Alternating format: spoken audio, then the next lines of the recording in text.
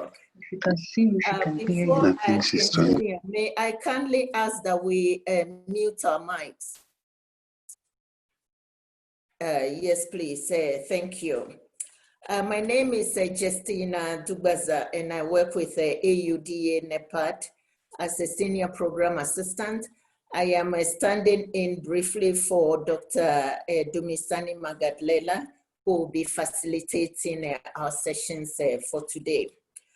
Before we start, just a few housekeeping rules to indicate, first of all, that we do have a simultaneous translations in English, French, Portuguese, as well as Arabic. So for English, kindly look at the globe there that says interpretation. And the first one is English, the second channel is French, the third is Portuguese, and the fourth is for Arabic. Now we have a simultaneous translation in the main sessions.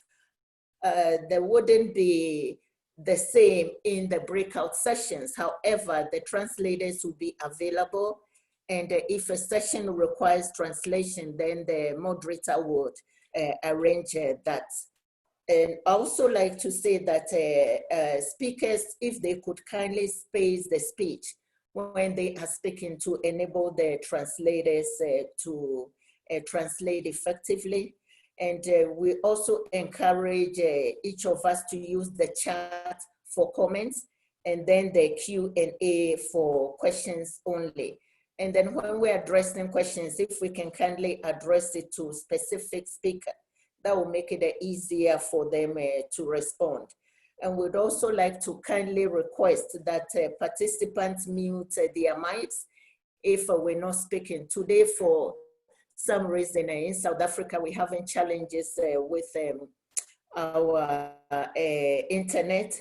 And so where you feel that there would be challenge from your end, would also like to request people to turn off their cameras when they're not speaking. That is if you feel it will affect your bandwidth.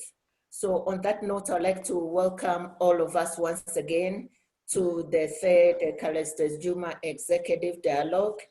And would have the opening session. First, I would like to call upon Ms. Barbara Obino from the AU Leadership Academy to give the opening remarks on behalf of the Academy. Ms. Barbara Obino is a capacity building officer and also the acting head of the African Union Leadership Academy. This is an AU program that spearheads the development and enhancement of AU human capital with the skills needed to achieve the goals of Agenda 2063. In addition, the Academy seeks to create centers of excellence in the area of public sector management across AU member states.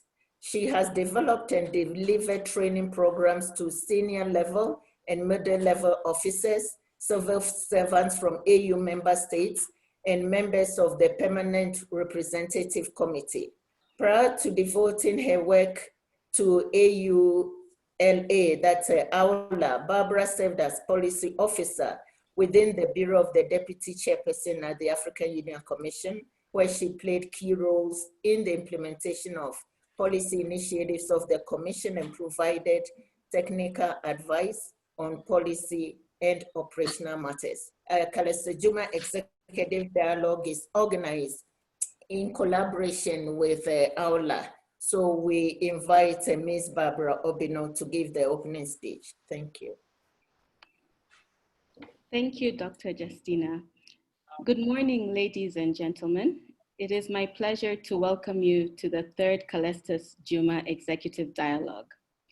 Every year, this dialogue brings together prominent experts and professionals from vast endeavors to chat new frontiers and landscape, driving innovation and emerging technologies for the transformation of African economies.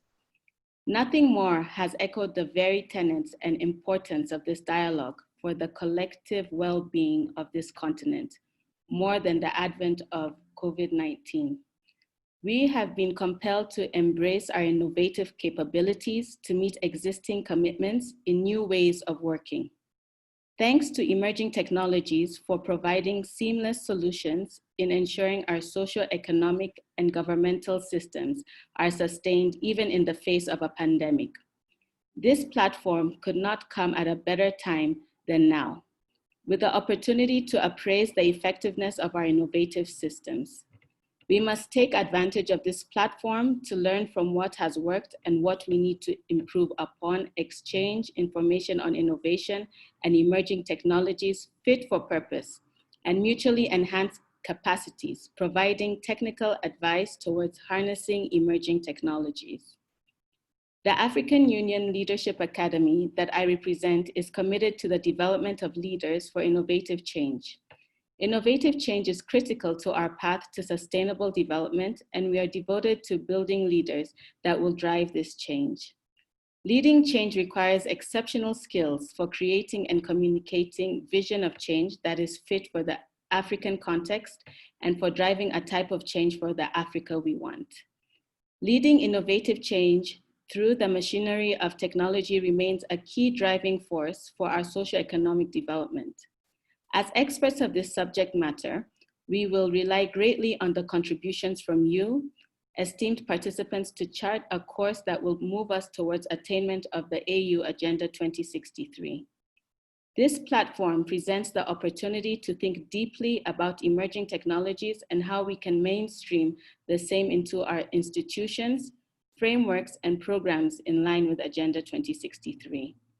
On this note, I would like to thank you for finding the time to be part of this very important dialogue, and I look forward to a fruitful outcome. Thank you. Thank you very much, Ms. Obino. I would also like to inform participants that the Calestous Juma Executive Dialogue was established by the AU High-Level Panel on Innovation and Emerging Technologies. So at this point, I would like to invite the chair of APET to give opening remarks. And the chair of the AU High-Level Panel is Professor Yayekene Gassama.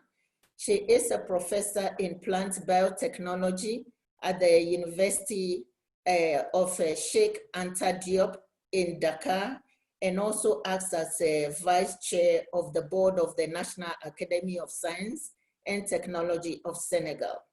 She is also the chair of the Basic, Applied Sciences, and the Innovation section. She is a former Minister of Science and Technology of Senegal, acting on behalf of Senegalese government as chair of AMCOS 2, that is the African Ministerial Council on Science and Technology. Under the United Nations Environmental Program, Prof. Gassama is the national coordinator, and in this capacity has helped develop in Senegal a regulatory framework on the use of genetically modified organisms. She is a former member of the advisory board of FAWE, FEMSA Senegal, for the education of girls in science and mathematics, where she often helps as a mentor and a role model to encourage girls to get involved in science. Under the United Nations Environmental Program, Prof. Gassama, as national coordinator, has also helped develop a regulatory framework on the use of genetically modified organisms in Senegal. So ladies and gentlemen, we invite Professor Yayekene Gassama to give the opening remarks. Thank you. Thank you so much, Dr. Dupegas. Thank you for your introduction. Distinguished members of the African Union Panel on Emerging Technologies, permanent secretaries, directors general and chief executive officers, commissioners of science and technology, vice chancellors, national directors, ladies and gentlemen, all protocol observed. Good day, and welcome to the third Calestous Juma Executive Dialogue on Innovation and Emerging Technologies.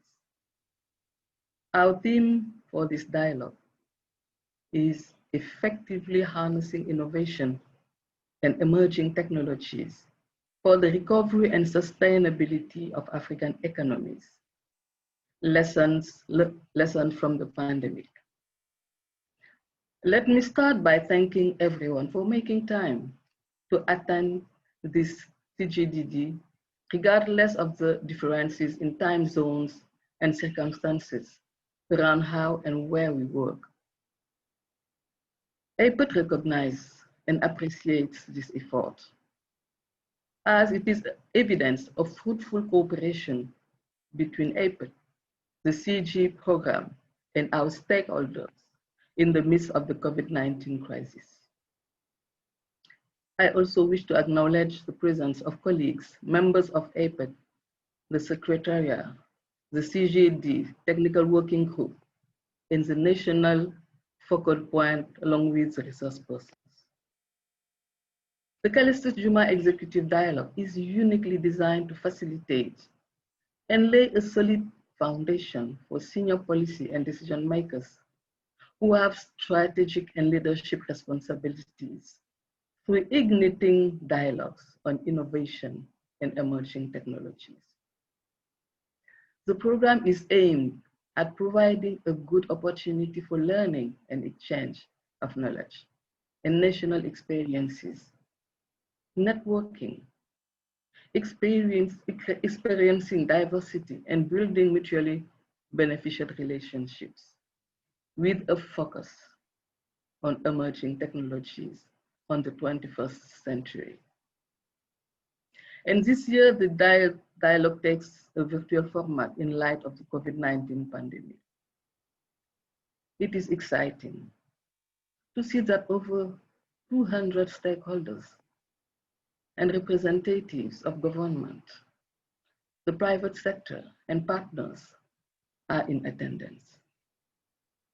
It attests to the relevance of APET-CJED as a member states-driven network committed to active engagements in advancing the harnessing of innovation and emerging technologies at national, at regional, and at international levels. Knowledge exchange, peer learning, and cooperation with stakeholders that share our aspiration are our common path to advance STI continentally. And despite the gloom of this pandemic, there is a hope.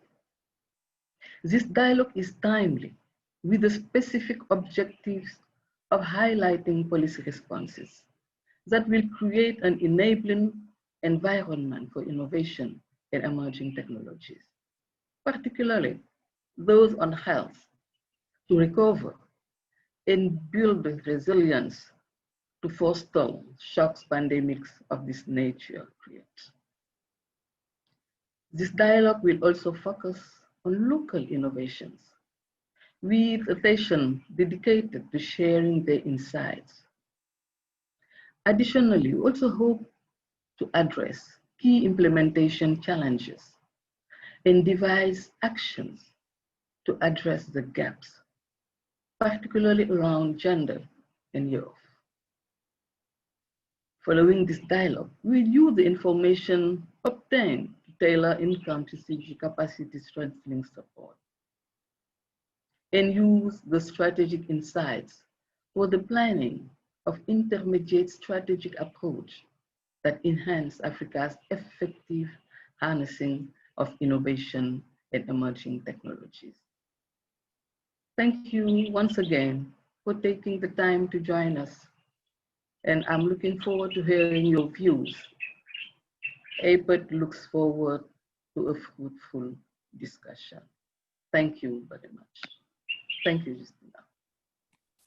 Thank you very much, Madam Chair, for welcoming our participants to the third CJED. Distinguished ladies and gentlemen, we will hear more about APET during the day. Thank you so much.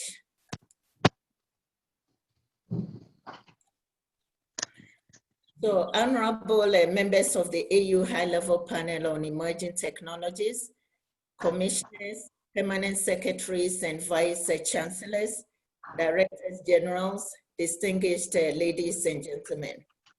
On behalf of the African Union Development Agency, that's AUDA-NEPAD, I extend a very warm welcome to all delegates, and we do thank you for honoring our invitation to participate in the third Calestous Juma Executive Dialogue. We trust that you and your families are safe in this unprecedented and trying times of COVID-19. As a continent, we're confident that this too shall pass and that we will overcome and work collectively towards the recovery and sustainability of our economies. Our new mandate as the African Union Development Agency grants us a wider role in terms of providing demand-driven knowledge-based advisory and programmatic support to the AU member states and regional bodies with regards to the development of learning strategies and capacity development. Armed with this broad mandate, and as well as programs such as the Calestous Juma Executive Dialogue, we actually seek to contribute to the effort or the work that is currently being done by member states in harnessing innovation and emerging technologies. This would place the continent on a development pathway to deliver tangible change to people's livelihoods, opportunities, as well as in addressing inequalities. And this is even more in demand, particularly following COVID-19. Now, since its inauguration in December 2018 at the Science Forum South Africa, the Calestous Juma Executive Dialogue has become synonymous with the sharing of knowledge, experience, lessons, best practices, as well as sharpening of public debate and building bridges to promote the development of African countries through science, technology, and innovation. The theme of the third CJED speaks to the importance of effectively harnessing innovation and emerging technologies for the recovery and sustainability of our economies. This is actually a call to action to make science, innovation, and emerging technologies work for the benefit of our societies. And this call to action requires reconfiguration, refining, refocusing, and totally recalibration of national and regional scientific priorities, policies, and programs, as well as linkages with development subsectors. And the purpose of this is to ensure inclusive growth. So to this end, AUC, AUDA-NEPAD, AULA, and APET are working through this executive dialogue to reach out to our governments, academics, as well as other relevant stakeholders to advocate for political and technical buy-in, investment, and commitment in harnessing innovation and emerging technologies. There is actually a drive for Africa to be able to participate in the fourth industrial revolution. And as a result, CJED provides an excellent platform for deliberations and in addressing this call to actions. Distinguished ladies and gentlemen, recommendations from this dialogue will inform technical cooperation with our member states. So in conclusion, I would like to convey my sincere appreciation to our distinguished speakers, moderators, facilitators, as well as participants once again for joining us for these 2 days. And we do look forward to a very interactive and mutually beneficial engagement. I thank you all for your kind attention. And now at this junction, we would like to show a video which is a tribute to Professor Calestous Juma, after whom this dialogue was named. Professor Calestous Juma, a co-chair of the AU high-level panel on emerging technologies. So my colleague Seke will share the video with us. Thank you. Economic development as a central objective of the African Union, and the way it's structured in terms of the structure of the organization, the objectives, and the way it functions. It's really a high-level advisory body to African presidents on how to grow the continent. And that opened up an opportunity for a few of us who had this belief that economies change over time because of the introduction of new knowledge, gave us an opportunity to start engaging African leaders on how to put science and technology as the center of the development process. It wasn't an easy task for two reasons. One is a traditional view about what science and technology stood for. Many people had this linear view that science and technology is really R&D. You allocate 1% of your GDP to research and development. You generate some ideas, and then in the long run, those ideas will be translated into products and services and would get the economy growing. So we had that group of people, mostly the scientific community, with that belief. There was another category of people who believed that the best way to grow the continent is basically to add value to its natural resources. A big preoccupation with the view that Africa is endowed with natural resources, therefore it should really focus on being able to earn more from the natural resources. And one obvious way of addressing that is to go into international forums, to go to various forums, and lobby for better terms of trade between Africa and the countries that were importing Africa's raw materials, so that the continent could be paid more. Some of us thought that there was really a middle road, which is leveraging the human competence of the African population by equipping them with the capacity to transform the economy through technological innovation. And so we did work with a number of very small number of African leaders. To 2007, the African Union hosted a summit on science and technology for development, which was the first summit hosted by the presidents. I also lucky to be one of the keynote speakers with the president of Rwanda at that summit. But the outcomes were really, again, more about research and development and less about innovation. And so we went back to the leaders and said, maybe we should revisit these decisions. They are good decisions, but they don't really capture some of the really basic understanding of how technological innovation drives economic development. And that led to the African Union setting up a panel of experts, which I was asked to co-chair. And the report of that panel became a basis for the adoption of a 10-year strategy for science, technology, and innovation in Africa, which was adopted last year by African presidents. In fact, I have just, fortunately, just today, the New African magazine published an article of mine which summarizes the elements of that strategy. This is a kind of a popular version of it. So what I really would like to do is just to work with you through the thinking behind that strategy, how it differs from other approaches to economic development, and then in half an hour or so, I'll just open it up for Q&A. And maybe to get us started, I would like to, if I can do this properly, I'd like to. Sorry, I'm also a collector of trivial things. These are goats in Somalia, where the owners of the goats write the mobile phone numbers on their goats. So if you like the goat, you can just text you actually send the money to the owner straight away, and then you go and collect the goat. Or if the goat gets lost, you read the number, and then you just call the owner and say, I've got your goat.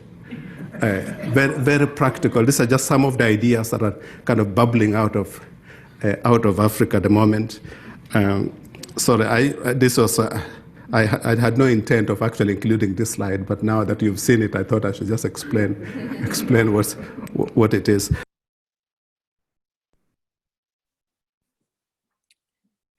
Thank you very much, Mr. Seke. Distinguished ladies and gentlemen, so that was Professor Calestous Juma. We do have his videos on the internet. So if we're interested, would actually like to encourage participants to Google and read a lot more about him. And that would actually help in appreciation of the work that the Executive Dialogue is doing. Now, the question may be, what exactly is this dialogue about for those who are joining for the very first time? So we'd just like to provide a brief overview and as well as I said, the context for today's discussion. So the Calestous Juma Executive Dialogue, next slide please, Barbara. The Calestous Juma Executive Dialogue was actually established following consultations with a number of African countries, about 40 African countries. But prior to that, it was underpinned by the AU and its decisions as well as frameworks that exist on the continent. And so this is just to say that it was not established in a vacuum. It was established based on AU frameworks as well as decisions. And so we all know that there's really a need for Africa to be abreast with the harnessing of innovation and emerging technologies out there, because we are lagging behind. And in order to address these issues, African ministers as well as heads of states established the Agenda 2063 as well as TISA, which is the Science, Technology and Innovation Strategy for Africa. It's the one that Calestous Juma had alluded to in his presentation. He was the chair of that. And so we have the Agenda 2063, we have the CISA 2024, as well as the CISA, which is the Continental Education Strategy for Africa. These are all collectively the frameworks that underpin the establishment of the Calestous Juma Executive Dialogue. And next to that is the decisions that were delivered by heads of state as well as the ministers of science, technology, and innovation. So in 2015, the African ministers responsible for science, technology, and innovation, they called for a system to be established to address the gap that exists in STI through informing stakeholders about the benefits as well as the risks of innovations and emerging technologies, because we know that there's quite a number of myths out there and a lack of information, and this is what prevents the harnessing of these technologies. Now, following that, the heads of state also in the summit of January 2016 also endorsed the request by the technical specialized committee to set up a system. And then this, they had asked the NEPAD agency at that time, now the AUDA-NEPAD, to establish a system to do that. And so in doing that, the AU and AUDA-NEPAD came together and then established the AU high-level panel on emerging technologies, which consisted of 10 members at the time and now 9 members. A member of APET would actually give us more in-depth information later. So we'll just leave that one at that. So now APET, what's their approach? First of all, it's prioritization of technologies, research and dissemination, and as well as the technical support and convening of experts, policy and decision makers. So in order to convene the experts, it was important that we don't do things in an ad hoc manner, but rather to establish a platform. So it is to this end that the Calestous Juma Executive Dialogue was established. And as mentioned earlier, the CJED, as we call it in short, is demand driven. And it was requested for by member states following regional consultations with about 40 member states in Africa. So it was established in 2018 during the Science Forum South Africa, launched there. And then since then, we have implemented about 2 of these. The purpose is to convene the policy and decision makers, executives, academics, and other relevant stakeholders to share knowledge, because we know that we all seasoned professional. However, as it said, education is a lifelong learning or lifelong experience, so we still can learn from each other. So the platform is actually to share knowledge, to share even challenges, best practices, and lessons from member states that can be replicated in other countries. Next slide, please. So the components of the CJED, first of all, we have already implemented 2 last year, and this was on a regional basis. And so through further demand and then also feedback received from member states, it's become really imperative for us to expand the work that we do. And so post-COVID is going to be a twofold, or using a blended approach. So we'd have the face-to-face as well as the virtual meetings. And we're also adding on in-country short courses that would be implemented. So we had mentioned earlier that it is for the exchange of knowledge, but when we do the face-to-face, usually we also include visits to technology sites so people can learn and once again be able to implement what they see in other countries in their own countries. We also support or encourage networking and collaborations among the countries. And another approach is the dissemination of resources. We do have an alumni association for those who have already participated, and there's a focal point that shares information on a regular basis. Now, when we look at the governance of the CJED, the APET or the AU high-level panel serves as the steering committee. Since this was their baby, their project, they serve as the steering committee. Now, following that, we do have a technical working group that we've established, as well as a national focal point and resource persons. And these 2 groups will be launched tomorrow. Next slide, please, Barbara. So then what are the objectives of this particular 3rd CJED? First of all, is to provide learners with an overview of the program as we have done, and also to serve as a platform for learning and exchange of knowledge and national experiences, as we had said earlier. And this is really important, particularly following a post-COVID.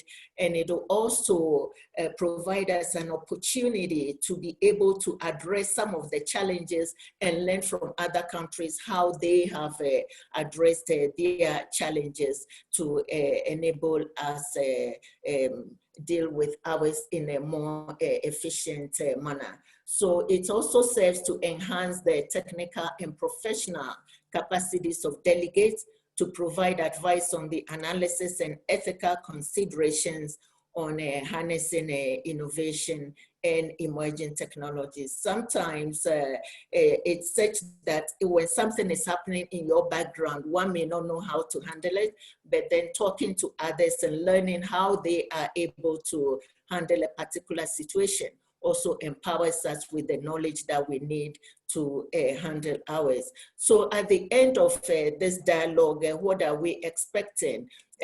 Some of the expected outcomes are the enhanced knowledge base of delegates to actually continue the conversation on innovation and emerging technologies, and also be equipped enough to advise their respective institutions and governments on harnessing innovation and emerging technologies for socioeconomic development. And secondly, we're looking forward to the enhanced capacity of senior officials, and through this to be able to generate and improve the critical mass of human capital, which is needed for research and development, innovation, as well as the harnessing of emerging technologies for socioeconomic development. So ladies and gentlemen, this is a brief about the Calestous Juma Executive Dialogue and also the expectations for the third Calestous Juma Executive Dialogue. So we're actually looking forward to a very productive deliberation. Thank you so much. At this point, we would like to call on Dr. Rachel Chikwamba to give us an overview of the African Union high-level panel on emerging technologies. Dr. Chikwamba is a member of APET herself.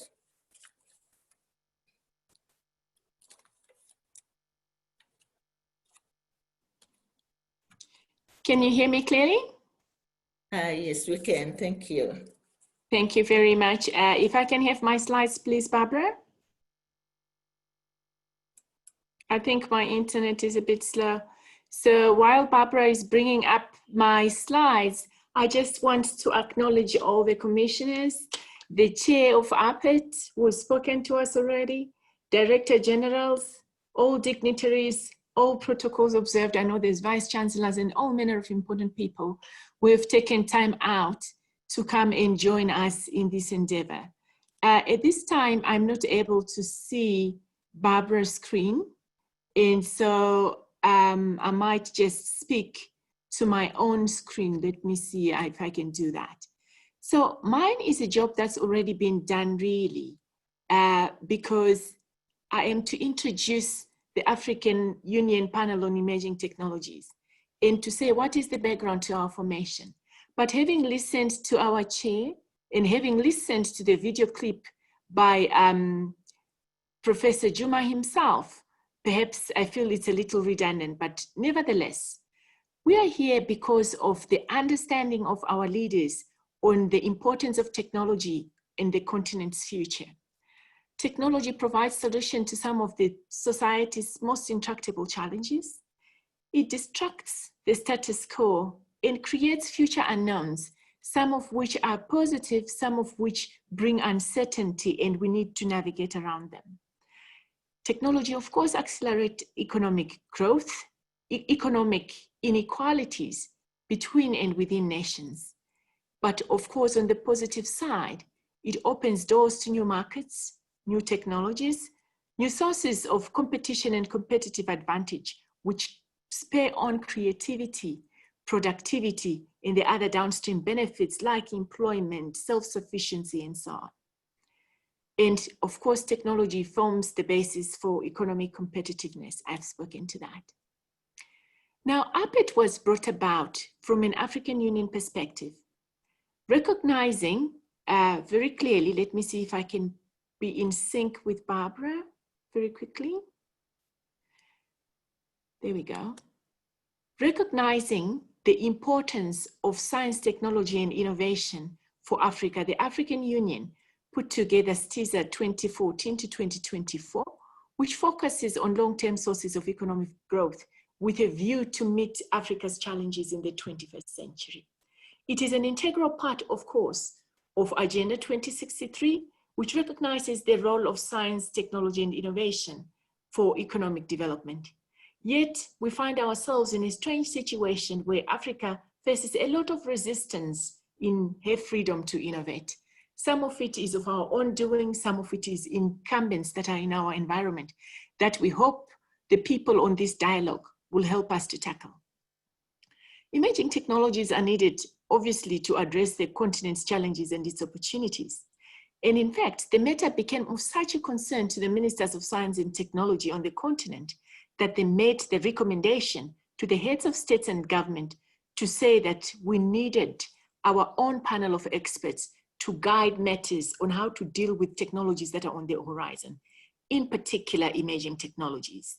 So on the next slide, you will see a highlight of who these leaders are, the panelists on APET, and it's a variety of people drawn from a variety of backgrounds, co-chaired obviously by the late Calestous Juma, and now chaired by our very able leader, Prof. Yaye Kenega Sama, and the membership is listed.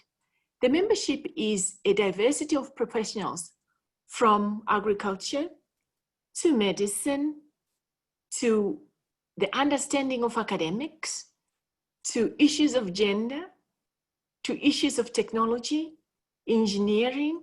I could carry on.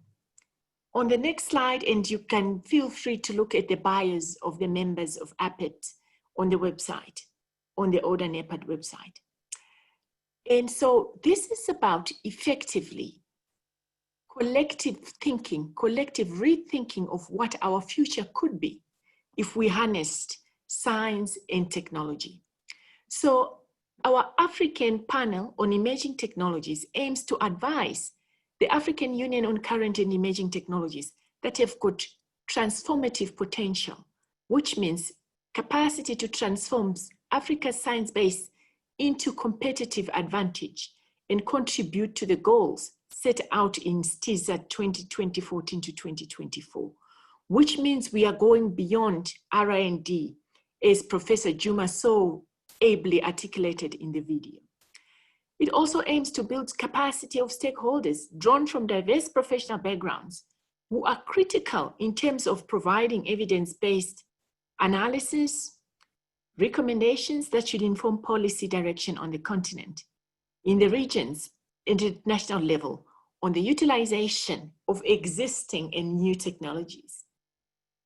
It is part of a system for obtaining expert contribution on matters of technology development and acquisition and deployment for economic development. It is indeed an African think tank for effectively harnessing innovation and emerging technologies for socio-economic transformation of the continent. It identifies and seeks to foster appropriate regulation and use of existing emerging technologies of greatest help to Africa's economic development. So African member states and regional economic communities must be effectively engaged to promote a culture that allows for responsible regulation of emerging technologies without imposing undue regulatory burden on adoption, and to create an enabling environment where debates on the subject can flourish and divergent views on emerging technologies can be accommodated. I think this is the spirit of the dialogue that we are having today, because it is one such platform where such views can be aired and shared. We've already identified, next slide please, Barbara, a number of topics on emerging technologies that we believe are quite critical, and in fact that we believe it was important for this think tank to provide guidance. So we've issued publications on the use of drones, on cutting edge biosciences, on gene drives, on microgrids, and these reports were endorsed by the Conference of African Ministers of Education, Science and Technology in January 2018. They were also adopted by the Executive Council of the African Union and later by the heads of states and government in January 2018 as well. These are not just reports that talk about what the technologies are about. They endeavor to explain what the technologies are about, the potential, the risks in a very sensible manner, in the manner in which we can harness them to our advantage. They also give direction on how we can utilize these technologies to really effectively stimulate our economy. Looking at this space, there's more that are coming up on artificial intelligence, next generation batteries, blockchain technologies, gene editing, and so on. They are quite advanced in their progress. And again, they provide insight, understanding, and guidance on how these technologies can be harnessed to our advantage. It is our hope, therefore, that they are well read, they are well utilized, and they form the backdrop for some of the discussions that we are going to be having as part of this particular dialogue. And I think it is on that note that I would just want to thank you for the opportunity to talk about our panel and what we are about. And of course, the Executive Dialogue is one of our most exciting initiatives. And we thank you all for attending. Thank you very much. Thank you very much, Dr. Chikwamba. Dr. Chikwamba is currently the Director and the Vice President, Group Executive at the Council for Scientific and Industrial Research, that's a CSIR in South Africa, where she's responsible for chemicals, agriculture, food, and health. In this role, she champions organizational alliances with local as well as global partners in order to advance knowledge and to address challenges of socioeconomic and industrial development through science, technology, and innovation. She sits on various boards focusing on agriculture, conservation, health, notably the Global Governing Board of ICRISAT, the Board of Directors of the VITS Health Consortium, the South African Medical Research Council, and is also the chair of the advisory board of the Applied Center for Climate and Earth Systems Sciences, among others. So at this juncture, ladies and gentlemen, I'm going to hand over to Dr. Dumisani Magadlela, who would facilitate the other sessions till maybe about 4 p.m. Thank you so much. Dr. Dumi, are you there? I am here. Thank you, Dr. Justina. Thank you very much. And thank you, Dr. Chikwamba. Brilliant presentations that we've had so far. Thank you, ladies and gentlemen. Thank you for being here again. There are almost 120 people in this room now, in this conference room, doing this webinar. The theme is very exciting. I love what you said, Dr. Justina, in your remarks, that this is a call to action. And then most importantly, it's a recalibration. There's a new normal, there's a next normal. We are on that trajectory, on that path already. It's about us taking the next steps to do this. So on that note, I would like to really invite Mr.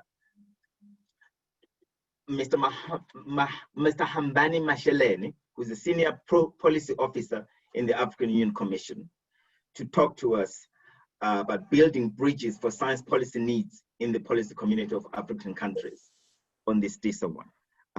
Thank you very much. Mr. Hambani, you ready with your slides, or you're going to talk to us straight?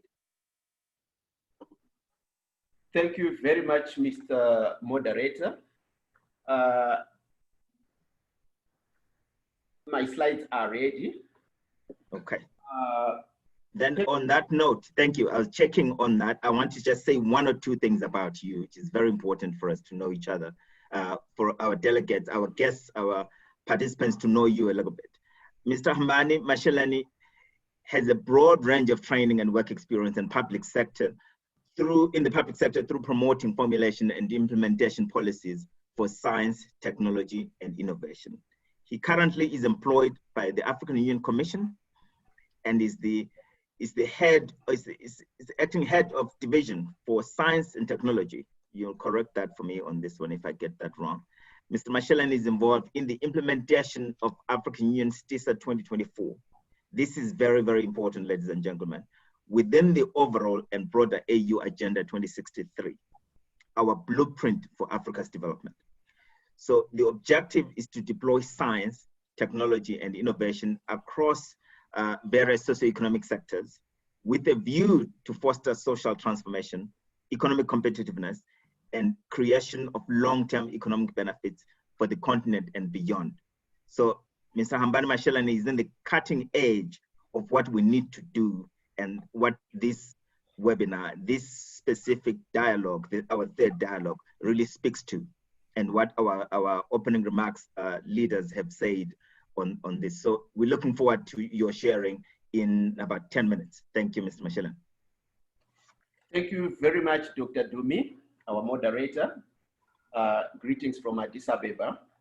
You are right, my name is Hambani Masheleni. I'm working for the African Union Commission, specifically from a department that deals with education, science, technology, and innovation. Yeah. We are in exciting times on the continent with regard to science, technology, and innovation, in the sense that right from the beginning, the Constitutive Act of the African Union recognizes the role of science and technology as an enabler for development. And during the 1963, on the inauguration of the organization of the African Union, the majority of you can go back and check with the history.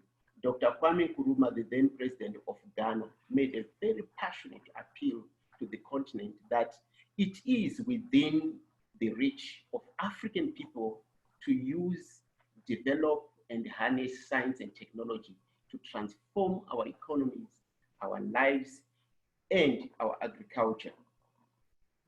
The movement was quite impressive from that time. In 1980, we had a Lagos Plan of Action where the focus, like Professor Calestous Juma had said, was about how much can be invested in science and technology. But most importantly was, how can we dislodge the marginalization of science and technology within our development plans at the national level, regional level, and international, and continental level.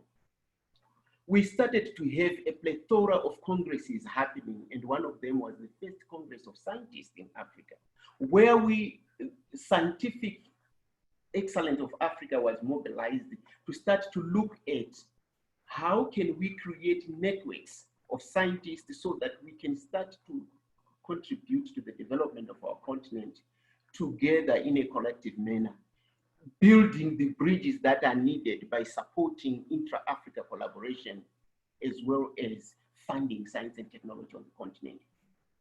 One of the most interesting things that was an outcome of that meeting was the declaration of June 30 as a Science Renaissance Day in Africa, which we should observe at the national level, regional level, and continental level.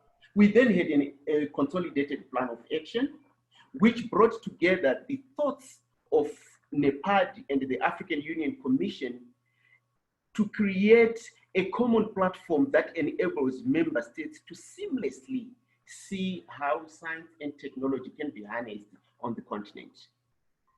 In 2014, like the majority of you have said, particularly the previous speaker and Professor Calestous Juma, they spoke about our STISA 2024, which is the current program that we are actually implementing within the whole continent. STISA 2024 is a new vision for Africa. It's an expression for the African continent to say we need science and technology in our development. And therefore, it underpins our overarching Agenda 2063. Next slide, please. Next slide, Barbara.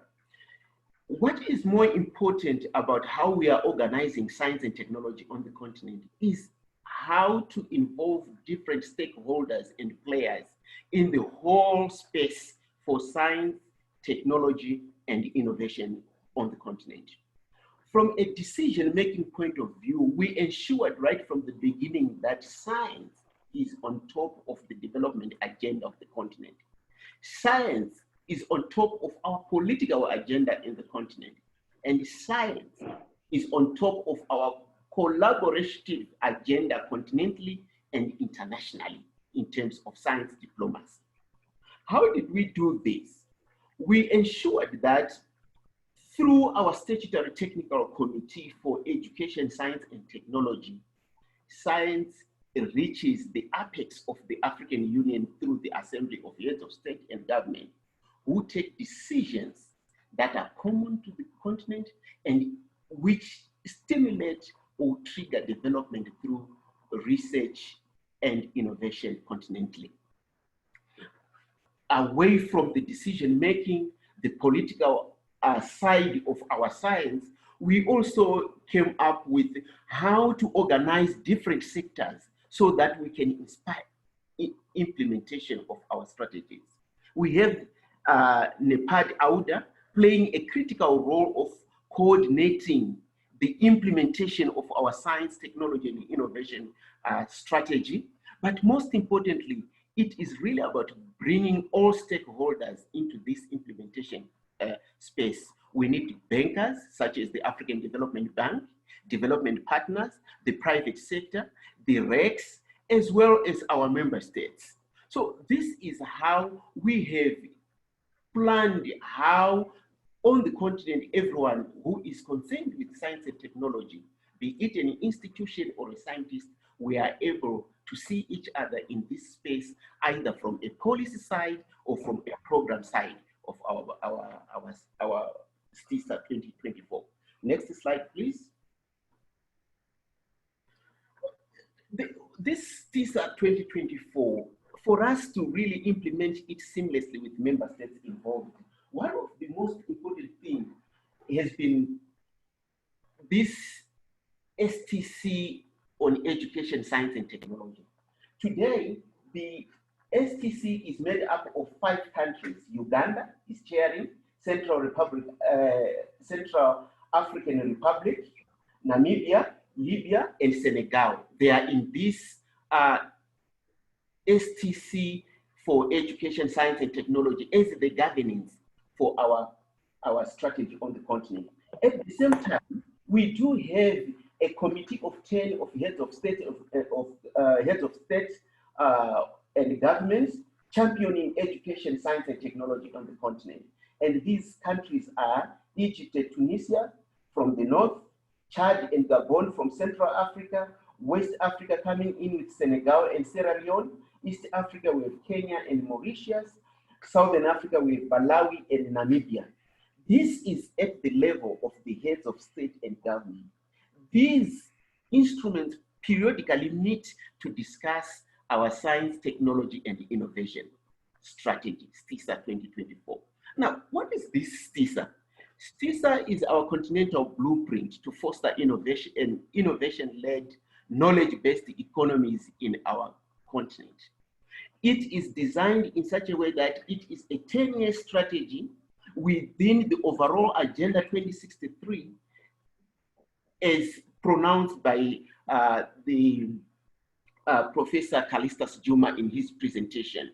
So we are at the beginning of STISA, and we believe we are going to have iterations of STISA in our long journey of Agenda 2063. The next will be STISA 2034, and the current one is ending in 2024. Next slide, please. What do we really find when we get into the STISA itself? For STISA, one of the focus area is that we want to build capacities on the continent to enable countries to competitively harness science, technology, and innovation. And for us to do this, there are 4 pillars that we are focusing on. We are focusing on improving scientific infrastructures. Here we are looking at laboratories, research and innovation facilities, clinical trials and teaching hospitals, as well as the 4IR, ICT, digital infrastructure, to enable researchers to connect and to enable us as well, like we are doing now, to have this dialogue over the internet. Pillar number 2 focuses on technical competencies, and this is very critical because in terms of researchers per capita, Africa ranges from 19 researchers per capita to about 1,000 something, which is far below the world average when we look at it.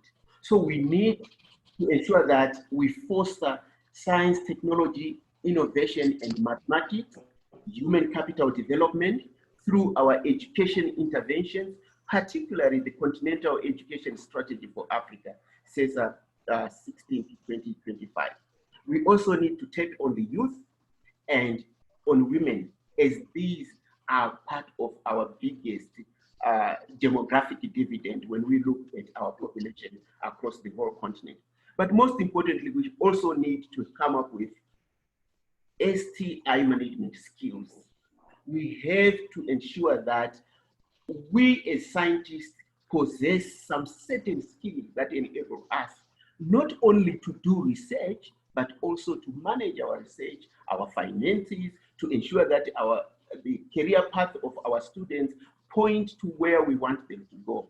And the emerging technologies part of it is one of the most promising platforms where there is a lot of advice and mentorship that is coming through the various reports that Dr. Rationale has mentioned in her presentation. The third pillar is we need to foster innovation and entrepreneurship. And this is very critical for the continent. Dr. Calestous Juma highlighted that the innovation part of it, of our science and technology program, was very, very weak. And one of the things we are doing is how do we facilitate the aspect of innovation, but not ending there, bringing in the issue of entrepreneurship so that we can industrialize our continent. The last pillar is on the creation of an enabling environment. And this one, we all agree with I think we all agree on this one, that we need policies that favor science and technology on the continent. We need regulations, like Dr. Rationale said, that some of these technologies, they require some kind of regulations. We need ethics. We need all the enabling environment created on the continent to facilitate the development, the harnessing, and the use of science, technology, and innovation. Next slide, please. Again, continuing to look at STISA, there are 6 priorities that have been highlighted from a socio-economic development point of view that we need to ensure the continent focuses on. The first is we need to ensure that there is zero hunger, food and nutrition security on the continent. The second is health, control, and prevention. Today we are talking about COVID. All these priorities are critical for the continent. The next is communication, the physical infrastructures and the intellectual communication part of it is needed for the continent. The other one is space, environment, and environment protection. We have strategies in space, we have strategies for agriculture, strategies for health, strategies for communication, and all these are critical if we are looking at how can we transform our continent socio-economically. The other priority is living together and building cities.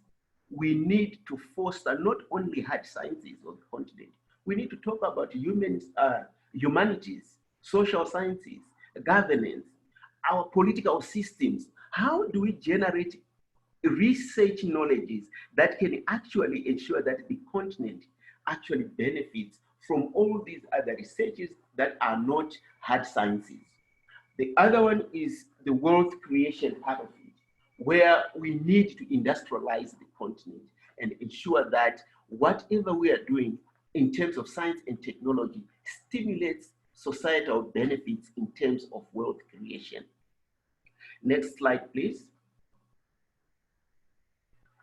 We have also on the continent created various institutions that are deliberately created to ensure that we win this fight to ensure the continent harnesses science, technology, and innovation.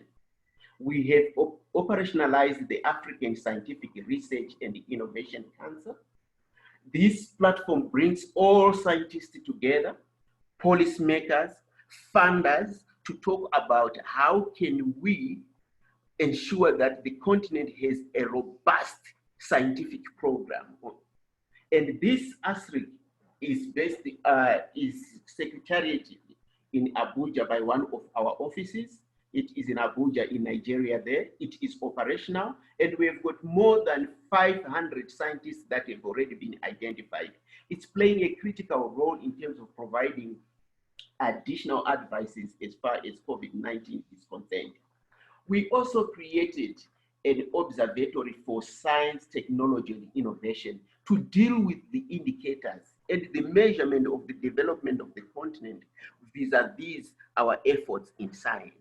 It provides the statistics that are much needed for us to make evidence-based policy making or decisions on the continent.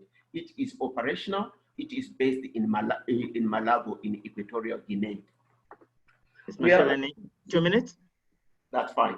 We are also seized with the issues of intellectual property, and we would like at this moment to underline that we are going to create a Pan-African intellectual property organization. We created the Africa CDC that is operational and very active during this time of COVID. Most of you, I think you've read about it and you are seeing the results that we are getting out of our Africa CDC. We created a free trade agreement for continental trade area for the continent. And this is very critical because one of the things that we find, even in science, the intra-Africa collaboration is very weak. And this free trade area is there to ensure that Africa trades among its member states. APET is operational. Dr. Rationale has spoken about it. We also have put a Pan-African university, which is operational throughout the continent, and some of you are actually participating in this university in terms of teaching as well as being students. Next slide, please. Thank you very much, Mr. Chair.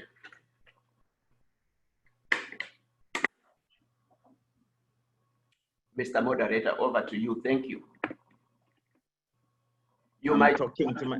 Thank you, Ms. Mashelen. Thank you very much for that. I did not hear your last word there. I thought you were still going to come in with something. Thank you very much for that. I'm fascinated by the 4 pillars. I wanted to check, are we going to receive these slides, share it with all our participants? Because everybody, every African needs to know this. The 4 pillars, to reiterate quickly: infrastructure for science innovation, technical competencies that are needed to drive scientific innovation, fostering innovations and entrepreneurship. This is what will take us there. We have entrepreneurship spirit across our youth anyway. Creating an innovation enabling environment with appropriate policies, ethics, and facilitate innovation. Similar to the need to recalibrate. I keep coming back to what Dr. Justina said in her remarks on recalibration, because it's a changing of mindset about what we need. So thank you very much, Ms. Mashelen, for that. We're going to move on immediately and very swiftly to the next presentation. And thank you, Barbara, for guiding us in the background there with that. I know that we're supposed to break for the chart from 11:50 to 11. And given the time frames, Dr. Justina, if you can guide me on this, I would like us to proceed because we're behind time and move on to the next presentation. Yes, please, let's proceed. Thank you. So we're going to look at youth innovation and entrepreneurship, and we'd like to invite Mr. Chuks Okoriekwe to come in and talk to us about that. He is the president of AUDA Nigeria, but let me just give a quick rundown of his CV. Chuks is a tenacious lawyer who thrives on innovation. He is the country lead for Youth Alliance for Leadership and Development in Africa, AUDA, in Nigeria, and also leads AUDA's One Africa Youth for Africa Continental Free Trade Agreement campaign. You're my friend there, Chuks. I love the free trade. We need to open these borders. A campaign that seeks to promote youth inclusiveness in the implementation agenda of the African Continental Free Trade Area through investment and trade by young people on the continent. A believer in the potential of early stage startups to galvanize Africa's teeming youth population towards increased productivity. Exactly. We are talking, doing here, not talking. Thank you, Chuks. So, Chuks, please take less than 10 minutes and speak to us, inspire us, galvanize us. Thank you. Over to you. Greetings from Lagos, Nigeria. Good afternoon, everyone. Sorry, Chuks. It is a pleasure to be there. Chuks, just a second, because you're breaking up. I think with connectivity, I understand that others would want not to show their videos. If you can, for the speakers, would like you to at least show a video, even if it's at the beginning for a split second if your connectivity is poor. And then if it's good, you need to show us your face as you do that. But if it's not, like I'm hearing Chuks now, you can present without the video. But ideally, let's present with video. Chuks, over to you. Go for it. Chooks, you are muted.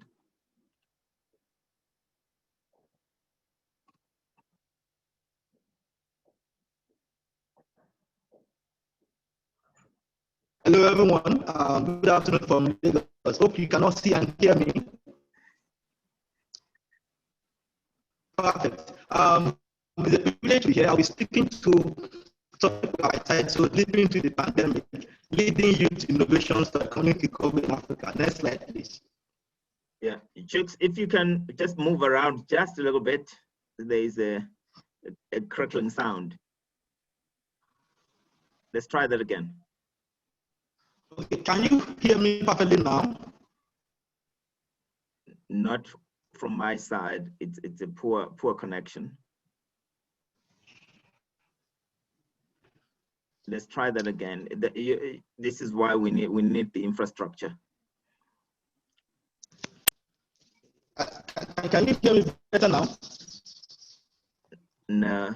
Can I check with someone else, maybe, just in case it's not my system? Dr. Justina? I think it's a bit better. Let him just proceed and let's see how far it goes. Okay, great. Let's do that. Go ahead, Chuck. Thank you so much. Good afternoon, everyone from Lagos, Nigeria. I'll be speaking on the topic leaping through the pandemic, leading youth innovation for economic recovery in Africa. First and foremost, I would like to give us an insight into what YADA is and what YADA does. Basically, Chooks, you're carrying a very important message, and Dr. Justin, I want us to tag team if you can hear him clearly, because I'm not hearing very clearly what Chooks is. His connection is quite poor. Yeah, it is quite poor and it's breaking, so it's difficult to hear him. Right. Okay. Do you have another device, Chooks, you can connect through? Okay, a minute. I'm trying to see that I'm logging on mobile device. Okay, I thought I heard you say in a minute and then another device. Okay, we'll give you a chance for that, Chooks. Yeah, in the meantime, Barbara, can we pick up something from the chat that we can share while Chooks is fixing the technology? Yes, Mr. Seke would help you with that. Thank you. All right, Mr. Seke, any questions or comments that you have? I hear there's something that Mr. Seke you wrote in there. If there's anything that's interesting that you picked up from that, would like to pick up and flag as a question for our presenters to start preparing their responses, please share that before Chooks comes in. Chooks, come in when you're ready. Yes. There is nothing what I can see on my side, but the issue is that some of the people cannot hear properly. I don't know if those who are not speaking can just switch off their video. Maybe we can help those who are experiencing some challenges. Okay. Much appreciated. All right. Thank you, Seke. Pleasure. Chooks.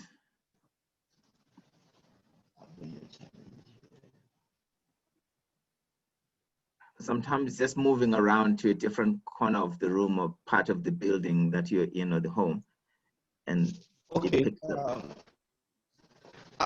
Can you hear me better now? Slightly. Let's continue and hear how it goes. Okay, perfect. So I'll be speaking to the topic leaping to the pandemic, leading youth innovations for economic recovery in Africa. Next slide, please.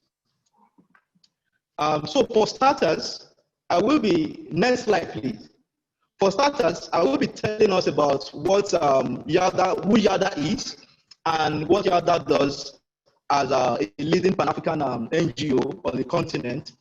Youth Alliance for Leadership and Development in Africa, YADA, established in 2004, is focused on inclusive youth participation in policy formulation and implementation by capacitating young people across the continent for optimal goals.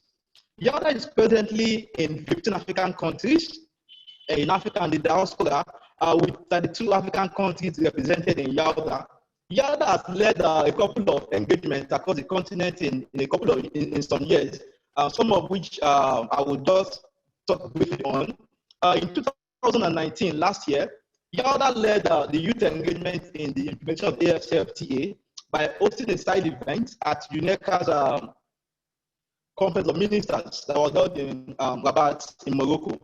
Also, YADA partnered with ITC in organizing the World Export Development Forum WEDEF last year as well, where it played a key role in ensuring that youth voices are heard through the Youth Entrepreneurship and Self-Employment Forum of the WEDEF, amongst others. Next slide, please.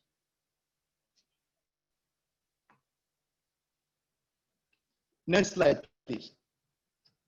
Okay, undoubtedly, like many of us know, Africa, like any other continent, is currently battling the impact of COVID-19. I'll briefly highlight some of those impacts in Africa. Some of those impacts include the fact that it's been estimated that Africa will lose half of its GDP as a result of the pandemic, which will ultimately push more than 25 million people in Africa into extreme poverty. In addition to that, we've also witnessed loss of export revenue of more than $101 billion in 2020 already, including more so, we've also witnessed a reduced foreign direct investment inflows into Africa, and as well as capital flight.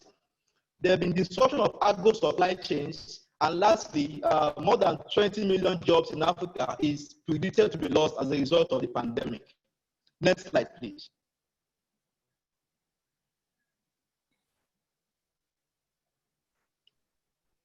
So as part of YADA's intervention during the pandemic, YADA instituted a couple of programs, some of which are highlighted here. The first is YADA was instrumental in showcasing innovative interventions by young people across the continent. YADA partnered with ITC and launched a call for videos of innovative interventions that are being led by young people. And interestingly, we had quite a lot of entries. Young people across the continent are actually doing so much to ensure that they are not left behind in innovation, as well as contribute to the economic recovery of the continent. YADA also held webinars in conjunction with the World Bank, where YADA educated even young Africans on how to locate verifiable information on COVID-19, because we understand and we observe that many people were being misled by the misinformation about COVID and COVID transmission and prevention mechanisms. We also organized a test management cafe, which was a series of online conversation to help young people manage their mental health during the pandemic. And finally, YADA also conducted a survey with ITC to understand how young entrepreneurs across the continent are being impacted by the pandemic. Next slide, please. And interestingly, despite the fact that we've had incidences of impact of COVID-19 on the African continent, young people across the continent have come up with innovative ideas, innovations to ensure that Africa don't just recover from the impact, but of course, Africa should also be well positioned to take the lead in terms of what is being done to cushion the effect on various economies. The first is that we've had an upsurge in digital health awareness and fact-checking. There have been an emergence of digital health awareness, various platforms for the sole purpose of fact-checking claims on the spread of COVID-19. We've also had digital platform where young people are able to, where people are able to determine if they have the symptoms of COVID for early detection and prevention of the spread of the virus. Additionally, the pandemic has provided opportunity for remote work, digital skills, and freelancing. You would agree with me that the future of work will be largely impacted by remote opportunities, given the transition occasioned by COVID-19. Young people across the continent are positioning themselves to leverage these virtual workspaces. There are a couple of platforms, one of which is OS Hub, which is currently run out of Syria alone, is run by young people for the purpose of getting other young people job opportunities across the continent and, of course, the world at large. Next slide, please. There's also been an upsurge as well in remote learning opportunities. Given that schools were shut down as a measure to slow down the spread of COVID-19, this witnessed the rise in remote learning opportunities by utilization of social media and other digital platforms such as WhatsApp and Telegram.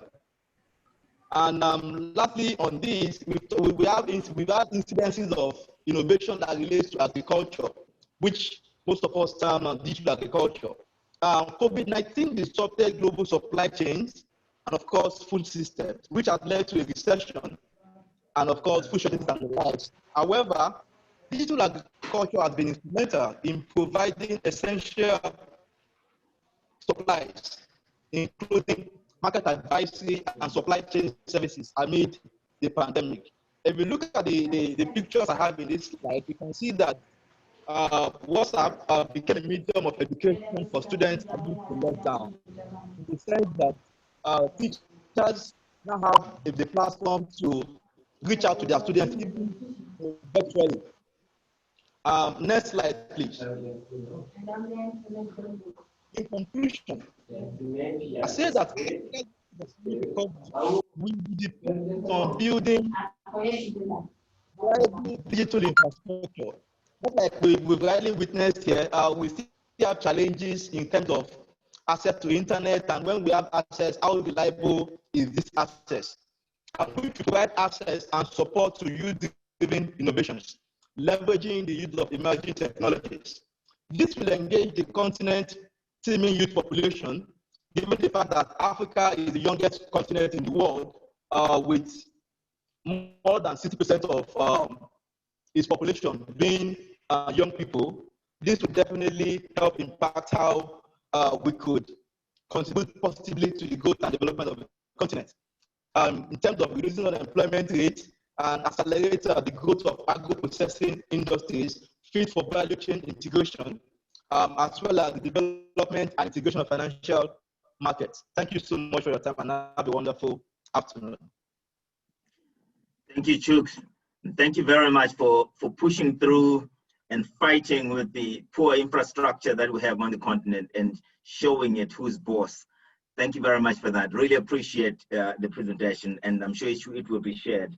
Just for some of those that got in late or whose part was not very clear, I love the interventions that you have, and having a youth organization focused on youth like you are. For me, what AUDA is doing is what African youth need to do. So well done for that. Showcasing innovative interventions in what this is actions that you've taken, the webinars that you've done. One of the things that is needed across the continent, across all levels, youth, senior professionals, business people, is connecting across these fake borders. We need to do that, and you're doing that. And the webinars that you have, please continue that. And many of us would love to come and help you and support you for free in supporting supporting AUDA. So please connect and let's do that. Stress management cafes, we need that, especially now for young people. Mental illness, understanding that and demystifying the stigmas that come with that. So Chuks, brilliant presentation. Thank you very much for that. And then the surveys to gather data and know what's going on so that we base it on actual fact, not hearsay. So brilliant presentation. Would like to hear more from you during the discussions. So on that note, Barbara, we're going to move on to the next one. So let's line it up. A framework for the implementation of genomic medicine in Africa, a scientific priority for Africa. So Professor Nicola Mulder is going to help us understand this a little bit more. He's the principal investigator and is at the University of Cape Town. But just briefly about Prof. He heads the computational biology division at UCT, University of Cape Town, and leads, Prof, you have to say this yourself, H3A BioNet, I hope I'm right, a large Pan-African bioinformatics network of 27 institutions in 17 countries. And this BioNet aims to develop bioinformatics capacity to enable genomic data analysis on the continent. You see, Prof, you need to simplify this in English, French, and other languages so that we get, this is science speak, which we need. For science to be effective, we need to understand it. But I'm fascinated by this. So she's also a co-PI, Prof, you have to explain all that also, of a sickle cell data coordinating center. Prior to her position at UCT, Prof Mulder worked for 9 years at the European Bioinformatics Institute in Cambridge as a team leader. And at UCT, her research focuses on genetic determinants of susceptibility to disease, African genome variation, and microbial genomics, and infectious diseases from both the host and pathogen perspectives. Prof. Nicola, over to you. You have 10 minutes. Dr. Dumi, so Prof. Nicola is having internet challenges, and so she sent in a pre-recorded presentation, so I'm just going to play it now. Okay, go for it. Thank you. Thanks, Barbara. Hi everyone, my name is Nikki Mulder and I am representing the Precision Medicine Task Force on behalf of the African Academy of Sciences. I'm going to be presenting a framework for implementation of genomic medicine in Africa. So first of all, why do we need genomic medicine in Africa? So we believe that the most accurate prevention, diagnosis and treatment of diseases should be available to all of humanity and not just those who can afford personalized care. Everybody deserves to be treated in the best manner possible when it comes to their health. So we all know that Africa Please has confirm if the video is playing. The video is not playing, but we can hear her loud and clear. This is Nicola here. The video is playing, but the slides are not moving. Okay. Okay. I'm glad you're there, Nicola. Then we'll be able to take questions. Thank you. Okay. Okay. Try moving it, Barbara. Since she's online, I'm just checking from her if she would want to just present. Then we go back to the slide. Okay. Prof. Nicola, is that okay? Yeah, I can do. Just open my slides. Thanks, Prof. Oh, perfect. So I'm just going to upload your slides now. Yeah. Okay, so while my slides are uploading, so I'm talking about genomic medicine in Africa. So as I said, I believe that everybody should have access to treatment and the best treatment possible. So the next slide, please. Working on it. Okay. Okay.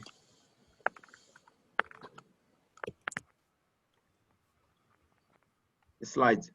Okay. Yes, I'm working on it. Okay, great. Thanks, Barbara. It's coming up. Great. Right.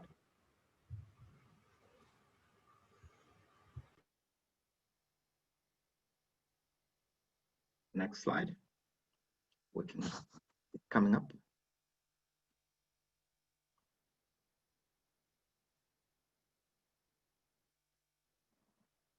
Prof. Mulder. Next slide, please.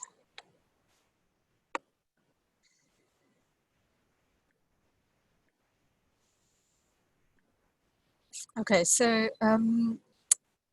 everybody should have access to the best treatment. So we have a high burden of diseases in Africa. We also have a large diversity in Africa. We have a lot of diseases in both communicable and non-communicable diseases. So we have to get the best diagnosis and therapeutics. And for this, we need to know about our genetics. Next slide, please.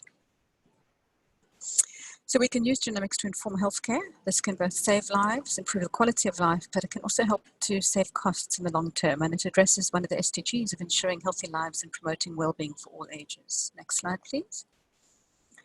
So the components of a genomic medicine facility, so you obviously have screening and surveillance, and then you have diagnosis and treatment. And for this, you need data. So you need data coming in from mHealth, from clinical records, from genomics, from environmental exposures, and then you need various tools. So you need the genetic tests, you need omics facilities, so that's the data generation facilities, you need analysis tools, and you need interpretation tools. Next. And this all requires infrastructure, so that's health systems, biorepositories, databases, and it can all lead to innovation. Next slide, please. So what we did was we put together a framework document that covers the key aspects of genomic medicine implementation. So this is all the facilities you need, like the clinical facilities for counseling, screening, treatment, and monitoring, sample collection and data generation, analysis, and then really we need a lot of knowledge still, because we still need to build the evidence for what links your DNA to your phenotype. So what changes in your DNA result in a particular clinical measurement that causes the disease, and we need this evidence so we can act on it in the best possible way. We also need training to train all healthcare professionals in genomic medicine, and then all the regulatory ethics and governance associated with this. So we built this document that provides all this information that you require, all the facilities you require, and provides some recommendations on each. Next slide, please. So we need healthy cohorts, we need information about what is normal, what is standard in the population, so we can see when a disease is occurring and what the genetics is related to that disease. We need to comprehensively characterize the clinical manifestations of diseases, compare these to the genetics so we can see what the connection is. We need then also information about other environmental factors that might impact the disease, experimental data, socioeconomic status. And then we need to do research to build our knowledge about the connection between genetics and disease. And then we need to implement this in the clinic. And then the clinic can inform further what research needs to be done. Next slide, please. And this, as I said, requires infrastructure. It requires the clinical facilities, the knowledge, the governance, the training and translation. Next slide. And this also needs to be integrated into public health systems. So we need to have this deep integration between research, clinical medicine, and the public health systems so we can act very quickly. I mean, the COVID has taught us how quickly we need to act through the public health systems connecting to the clinic and then also connecting to the research. Next slide, please. So there are many existing facilities. It sounds, genomic medicine, precision medicine sounds very exotic and it sounds very expensive. We do have a lot of existing resources and initiatives. So the Human Hereditary and Health in Africa, of which I'm a part, has built a lot of information about genotype and phenotype link. We have a bioinformatics network. The consortium is studying many different diseases with over 75,000 participants for which we're collecting data. It has built 3 biorepositories for samples. We've built policies and guidelines for managing the data and the samples. And in addition to H3 Africa, there are other projects like the African Academy of Sciences runs the Deltas program. There are many other genomics programs that have been developed that have built some of the infrastructure that were required to implement genomic medicine. COVID has built up a lot of the disease surveillance and outbreak response infrastructure through the African CDC. We've built sequencing facilities, and there are a number of international genomic medicine initiatives that we can learn from. And the World Economic Forum has also got a project called Leapfrogging with Precision Medicine. Next slide. So what do we need? We still need to develop a bit more infrastructure. Some of the countries have some of the basic infrastructure. Ideally, we need some funding for some pilot implementations. So there are some countries where we do have implementations. In fact, sickle cell disease is one of those diseases where we already do genetic testing and can act on that. And we can then improve the quality of life of sickle cell patients. Rare diseases are really important. Although they're rare, they're very few people, they've affected a large number of people through many different rare diseases. So we need more information on these rare diseases. We need to generate more reference data. So we need to understand the genetics of the African population so we can act on that. We need funding for cohort studies to increase our knowledge in specific disease areas. So some of the non-communicable diseases, diabetes, heart diseases, cancers, we need to see what is the African basis for those diseases. We know a lot about non-African populations. All the research has been done in European populations. We need to increase our knowledge on the African side. And then we need the commitments from government, so particularly the Department of Health, Department of Science and Innovation and Technology to build that research knowledge, Department of Education to train in genomic medicine, and then integration with the public health. And this requires policy changes. Next slide, please. So as I said, we've this group here. There's a team at Genomic Medicine Task Force. We've built a document, a framework document that puts together all the infrastructure required, all the data governance, ethics, everything that's required to implement genomic medicine. So we totally believe that this is feasible in Africa and will ensure that African patients receive efficient and accurate diagnosis and most effective and affordable treatments for their conditions, because everybody deserves to be treated the best possible way for their health. So I'd like to thank the African Academy of Sciences for supporting this and the fellows for reviewing this. And I hope this finds interest in this community, because it's really a worthwhile challenge. Our health is everything. We need to prevent diseases and then treat them. Thank you for your attention. Wow, thank you very much. Really appreciated Prof. Mulder for that. Thanks, Nicola. You are available if your internet is not playing up for the discussion part. I would like to yes, hear building questions. So thank you. Yeah, precision medicine, genomics, genetics, and that. And this is not about the dark sciences of trying to steal the essence of humanity and make it into something. This is good, real science that will help us know each other, know ourselves, and be able to support our evolution as humanity. So thank you very much. Quick question from my side, African IP, how to protect it in this field so that we shield ourselves and develop our own. And I love that you mentioned infrastructure again. It keeps coming up. So yeah, thanks, so I think thanks again. The key is to have the analysis capability so that we control the data, we control the IP. Exactly. That's building the capacity. Yeah, building the capacity. That question keeps coming up again, the capacity. Thanks, Prof. Yeah, we'll field questions when we come to that. Let's move right along. Barbara, our next presentation now is on what can we learn about emerging technology acceptance from pandemics. So in other words, what can pandemics really teach us? So to lead us in that, Dr. Filippo Randazzo is going to take us through a 10-minute blast in that. Dr. Filippo is CEO and founder of Leverage Science, but just a little bit more about that. And he's currently the founder and CEO of Leverage Science, which helps funders, investors, and innovators identify big ideas and turn them into reality. He is a senior advisor at the Institute on Ethics and Policy for Innovation at McMaster University in Hamilton, Ontario. This is in Canada. He's also a senior advisor for the Islamic Development Bank's 500 million Transform Fund, which focuses on funding and promoting innovation in health, agriculture, education, water and sanitation, clean energy, and industry. Previously, Phil served as a deputy director at the Bill and Melinda Gates Foundation.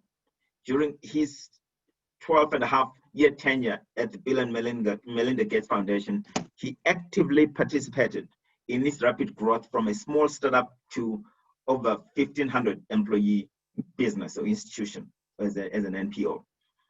And Phil co-launched and co-managed the Grand Challenges in Global Health Initiative, which in 2005 established the standard on how Bill and Melinda Gates Foundation sources, funds, and manages innovation. So Phil, over to you. You have 10 minutes. Thank you, Dr. Dumi. Can you hear me clearly? Yes, we can. Loud and clear. Go for it. Great. So I'd like to thank Justina Nagri for inviting me. It's an honor to speak at the third Calestous Juma Dialogue. So today I will talk about a subject that was important to Calestous, and that is the acceptance of new and emerging technologies. And I'll begin by focusing on something that scientists, technologists, innovators, and policymakers all confront in pandemics, and that is misinformation. I will then tie these themes to Calestous' work on technology acceptance and resistance. And then finally, I'll outline an ethical, social, and cultural framework for building the trust required to inoculate against misinformation. Next slide, please.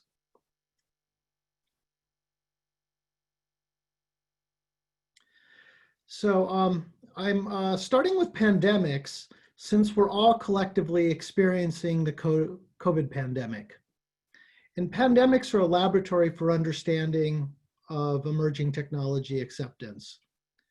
One of the major challenges during pandemics is misinformation.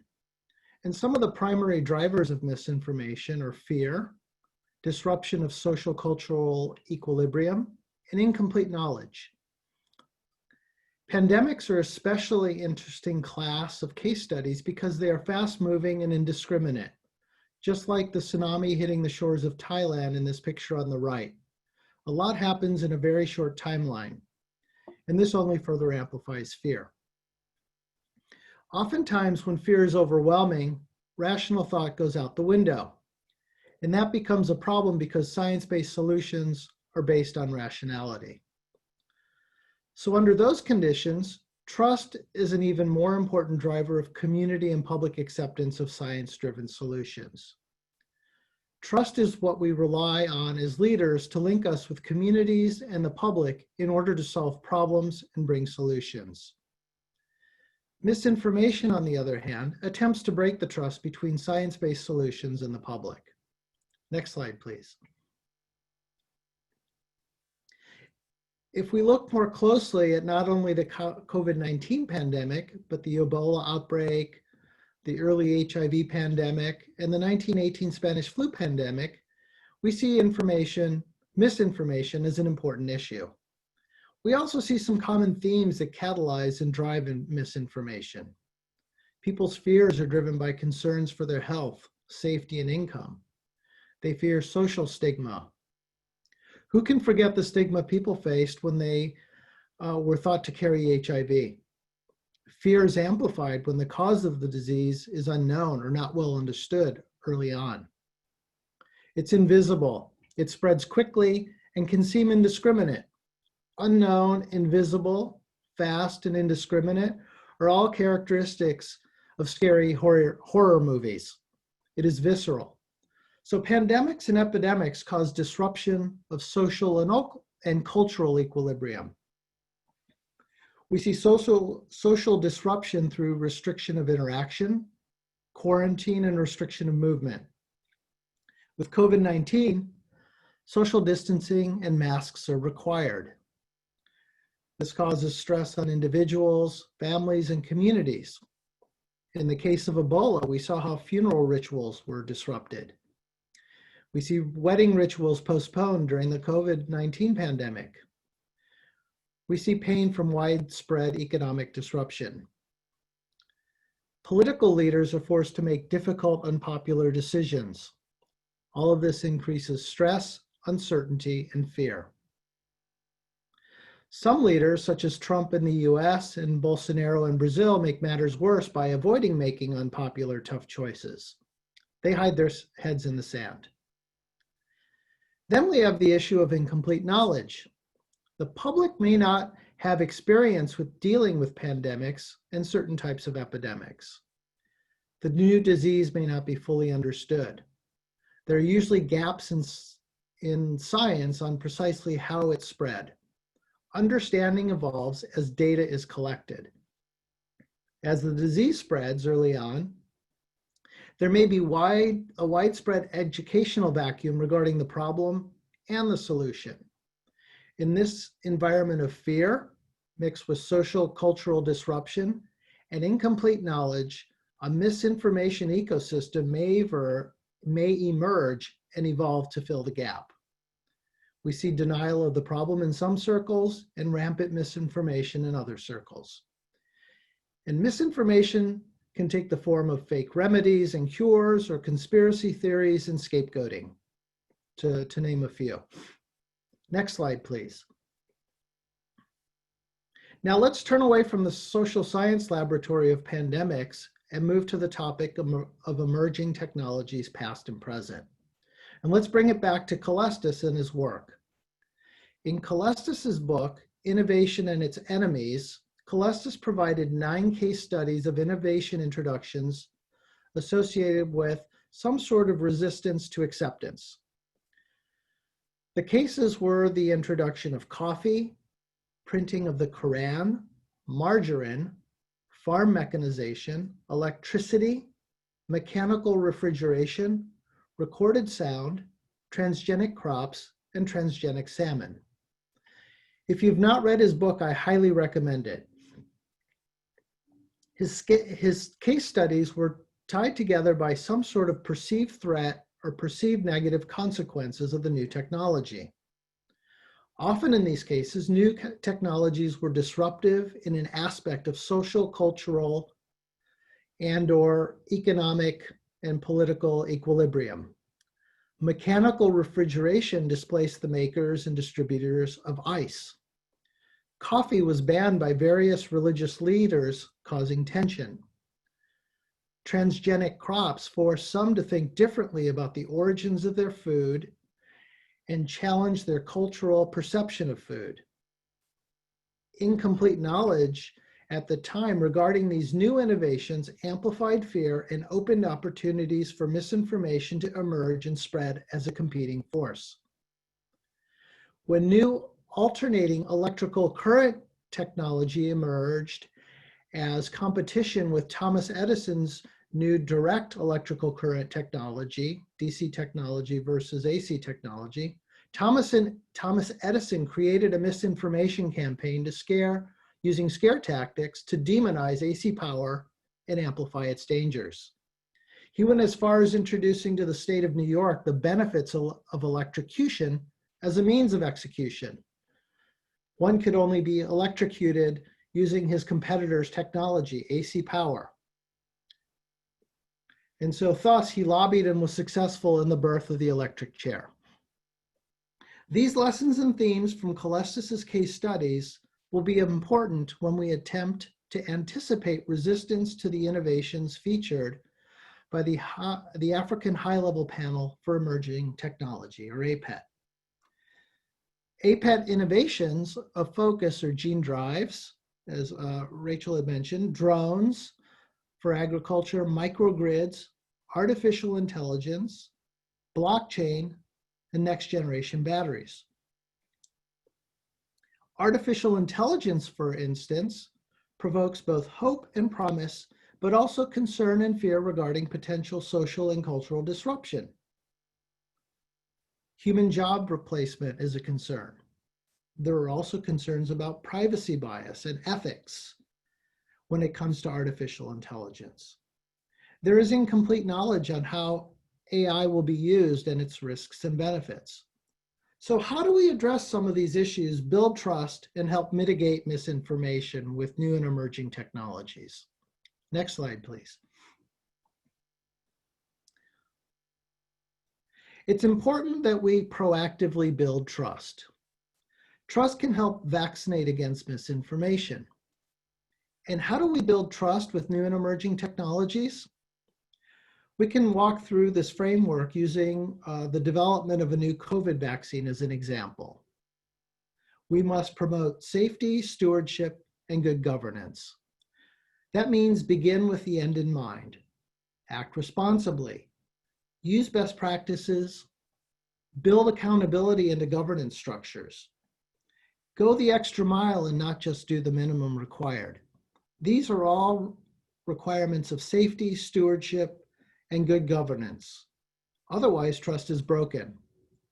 Next, we must demonstrate transparency and accountability. We must be open, truthful. We must own our own mistakes. We need to be timely and responsive to questions. We need to be responsible in what and how information is shared. These are all requirements of accountability and transparency. These are requirements for the development of new COVID vaccines. Otherwise, trust is broken. We must engage affected communities, stakeholders, and publics. That means truly listening to the concerns of communities and the public. To truly listen, we must understand differences in people's values. Different communities and cultures have different values. We must recognize that there are power imbalances between leaders, researchers, and the most marginalized communities. We must attempt to reconcile those imbalances. Properly engaging affected communities, stakeholders, and publics are required for maintaining and building trust. Finally, we must strengthen partnerships, capacity, and education. That means co-developing and co-owning solutions from the start to not only increase buy-in, but to help improve the product, its deployment, and its proper uptake. That means we must empower partners and communities and not just throw them a solution and expect uptake. Strengthening partnership, capacity, and education are key to building trust. So in summary, trust can help vaccinate against misinformation. We looked at some of the drivers of misinformation during pandemics, that is fear, disruption of social cultural equilibrium, and incomplete knowledge. We then looked for these drivers in Calestous' case studies and analysis of technology acceptance. We also saw some of these drivers in some of the new APET featured technologies. And finally, we looked at some of the requirements for building trust with new technologies and innovations, all which can be applied to APET cases, pandemic technologies, and solutions and beyond. Thank you. Next slide.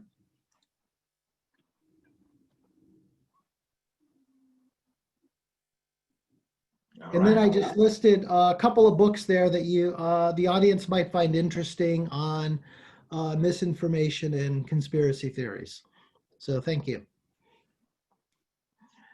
Phil, what's the name of the last book there about Merchants of Doubt? The names? Merchants of Doubt, yes. All right, and the names, authors? The other one is Conspiracy Theories. And the names of the authors, it's faint for my poor eyes, I can't see that. Oh, the author for Conspiracy Theories the editor is Joseph E. Ushensky, and Merchants of Doubt was written by Naomi Oreskes and Eric Conway. All right, thank you. Thank you very much, Phil, for that very interesting presentation. How to inoculate against misinformation. And you have the vaccine for that. You vaccinate against misinformation with trust.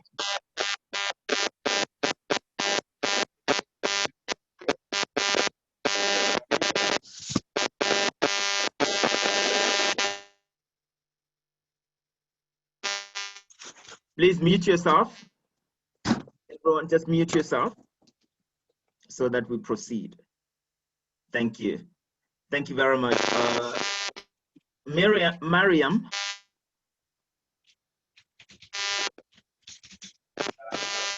All right, we're gonna, can I ask again, Barbara, can you mute everyone and then I'll unmute myself.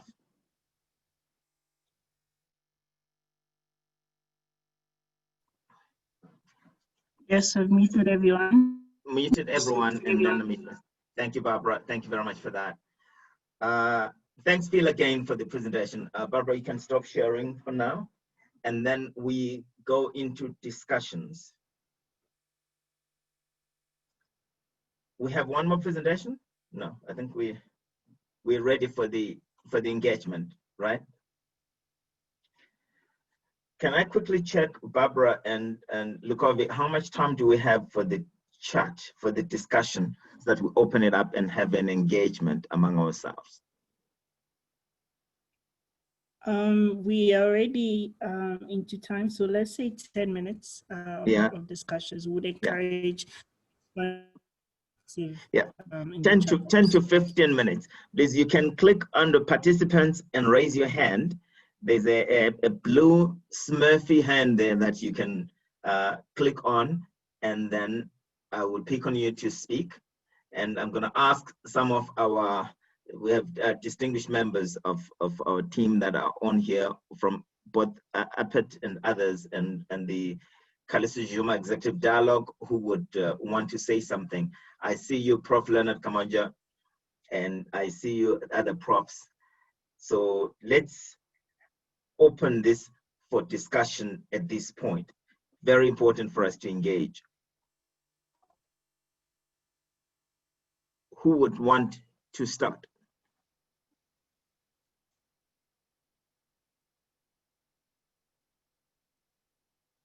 Let's talk to each other. Dr. Violet, you have something to share? Questions to ask? Not yet. My sincere apologies that I joined a bit late, but I just want to congratulate everyone for the successful event.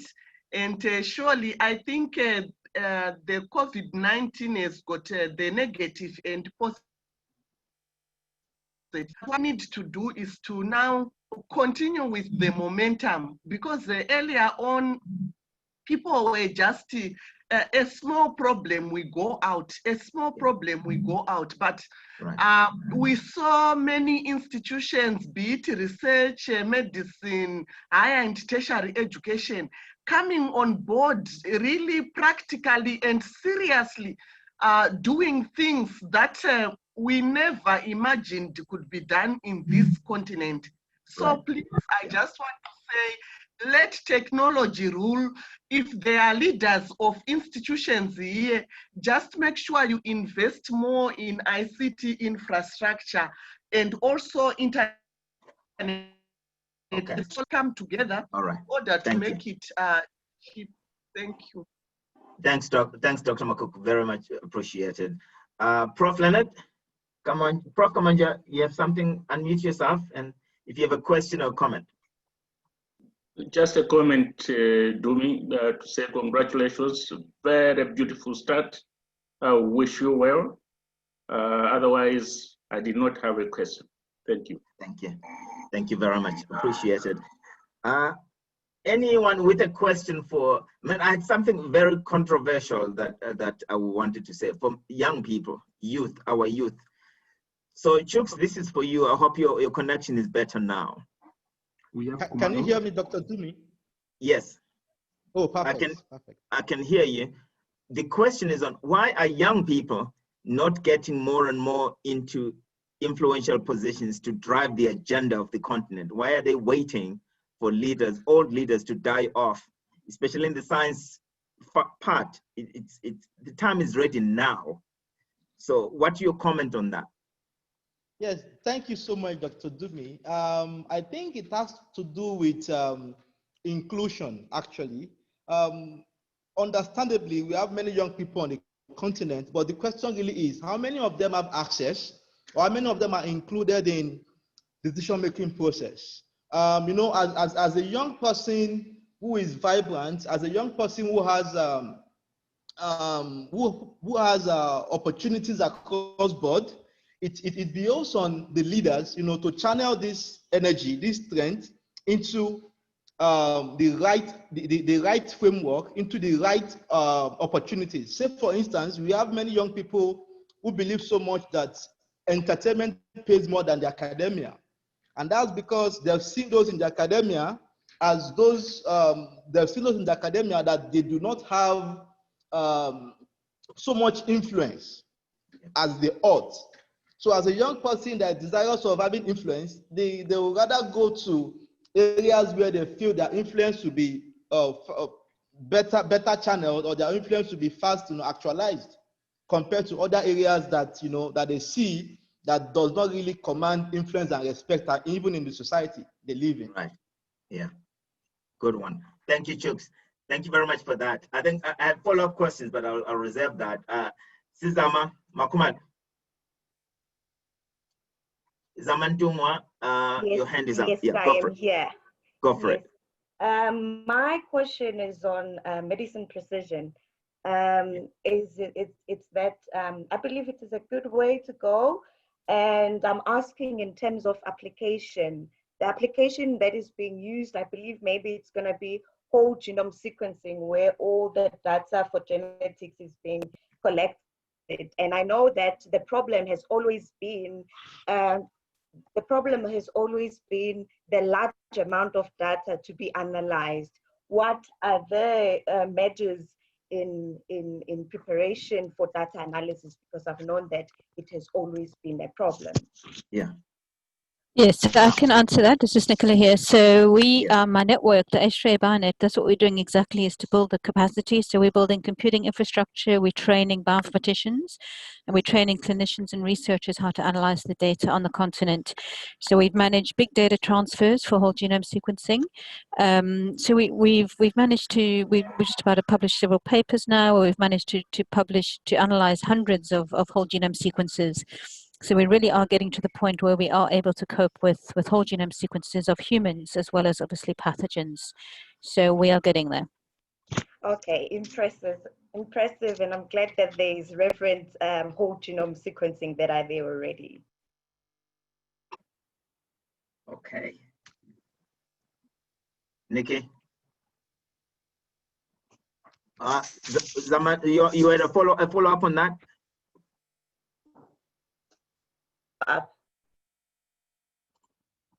Okay, Dr. Violet, I see your hand again.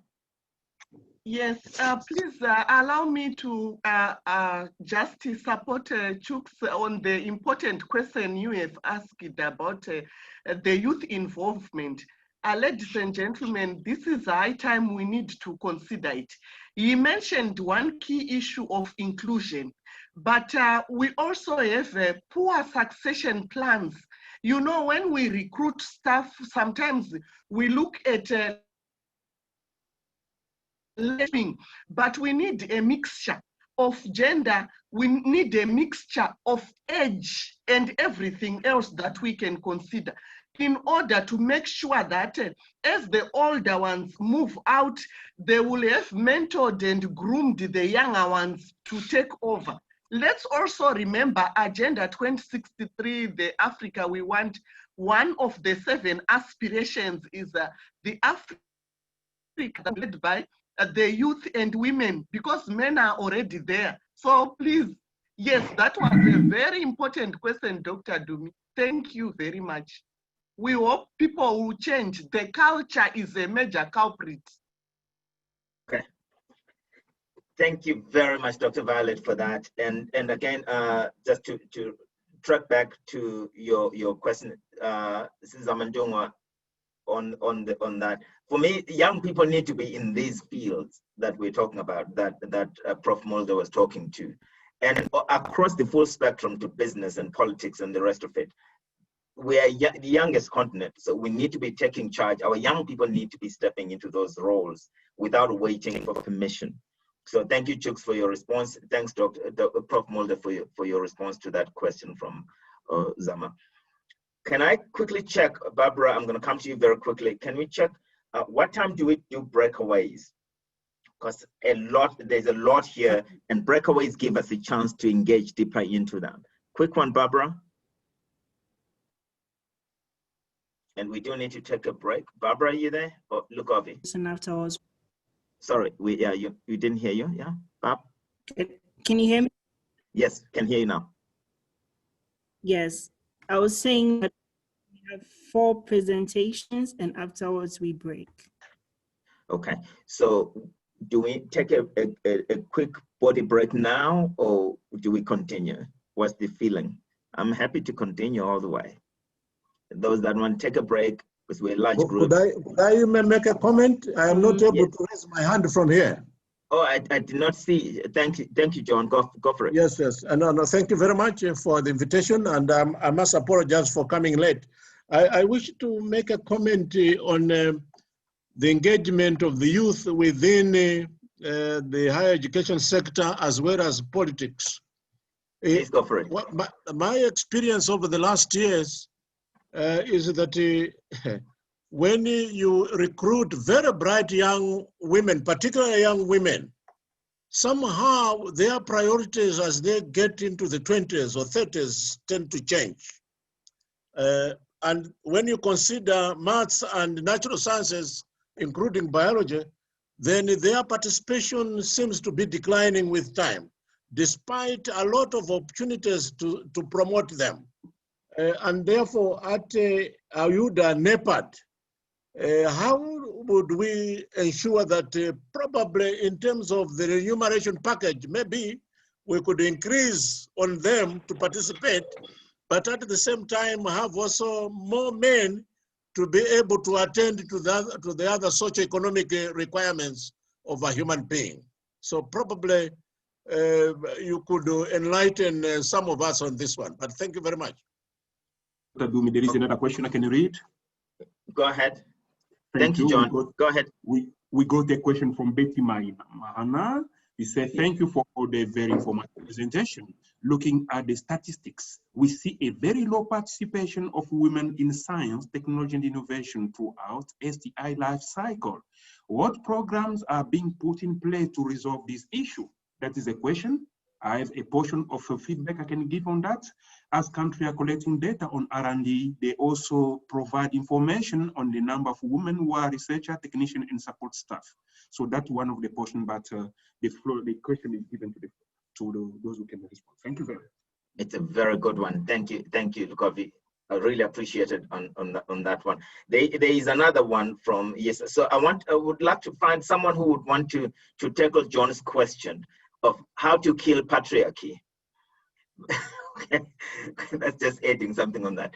John's question about participation of women, which is similar to that, and career progression of female professionals in organizations and workplaces. This is a very, very important question. It links up to what Lukovi read for us on that. Who would like to tackle that? Please go ahead. Yes, I can. I've talked a lot. So yes. Regarding keep it brief, very briefly, Doc. Yeah. Policies, and we need to include it in the curricula from early childhood until at the up stages. And we also need to practice it in our homes. When we have a male and female child, let's treat them the same, buy them same toys, and also educate them. Remember, I said the culture is our major culprit. Okay, thank you. Thank you very much, Dr. Violet. Sylvia, I see your comment. Would you like to touch on the point that Dr. Makuk just mentioned now, the question raised by John, read by Lukovi, on the gender dynamics of science on the continent and progression career-wise of female professionals in this sector? Sangwani, you can go ahead.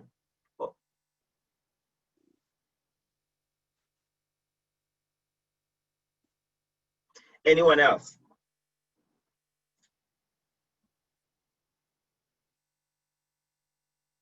I will read. Okay.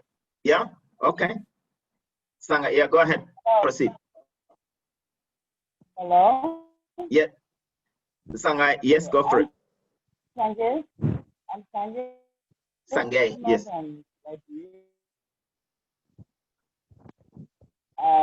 Even though I came late, but I listened to all. Oh, sorry, it's a very poor connection. Oh, are you getting me? Sangay, yeah, Sangay, if you can stay right there where you are, go ahead. Yes. I'm sorry. Thanks to all the presenters. Sorry. Yeah. So one thing is my concern is most of the time. Sorry, Sangay. Sorry, it's a poor connection. It's breaking very badly. We can't hear you. Sorry about that, Sangay. Okay. Yeah. I will try to. Yeah. Please type it out in the chat. Yeah. Thank you. I wanted to. Okay. If anyone else who has a good connection who would want to tackle that question or that issue, Dr. Violet said policies and curriculum. Anyone else who would want to contribute to that? I want to hear more our female leaders' voices onto this one. I would like to comment. If you Yes. could hear me. Go ahead, Betania. Okay. Hello, everyone. This is Betania from Ethiopia. I am representing the Youth Alliance for Leadership and Development in Africa, same as Chooks. I'm the International Branches Coordinator. And as a young female leader, I face this challenge all the time. But we're looking at very good strides in terms of women leadership in Africa. We can take the example of our country. The president is now the first female president in Ethiopia. And I had a discussion with her on the importance of passing on this transformation leadership and guiding and shaping the next generation of women leaders. So those of the strong, phenomenal women leaders that have made it to the top need to give back to the society and groom the next generation of young leaders in terms of STEM education and in terms of governance and inclusion as well. So that's my suggestion on that. Wow, I hear coaching and mentoring and support and sponsoring and active engagement to support young women into that, linked with the earlier comments about curriculum and policy changes. And there's comments on the chart about culture. And I think it's very, very important to note that Nancy says the issue on women and taking their place in careers will require cultural change and education. Thanks, Nancy, for that.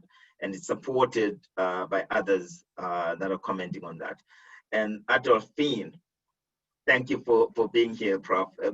Are you able to come on this? Why do women lose interest as they progress in their career? Do they experience a chilly environment? How supportive are men in a patriarchal environment?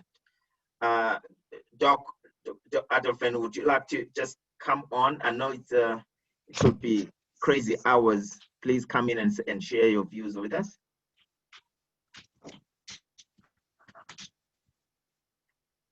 And then I'll mute myself. Yes, I'm here. Good morning, everybody. It's very early here, but. Thank you. Yes, go ahead. We can hear you.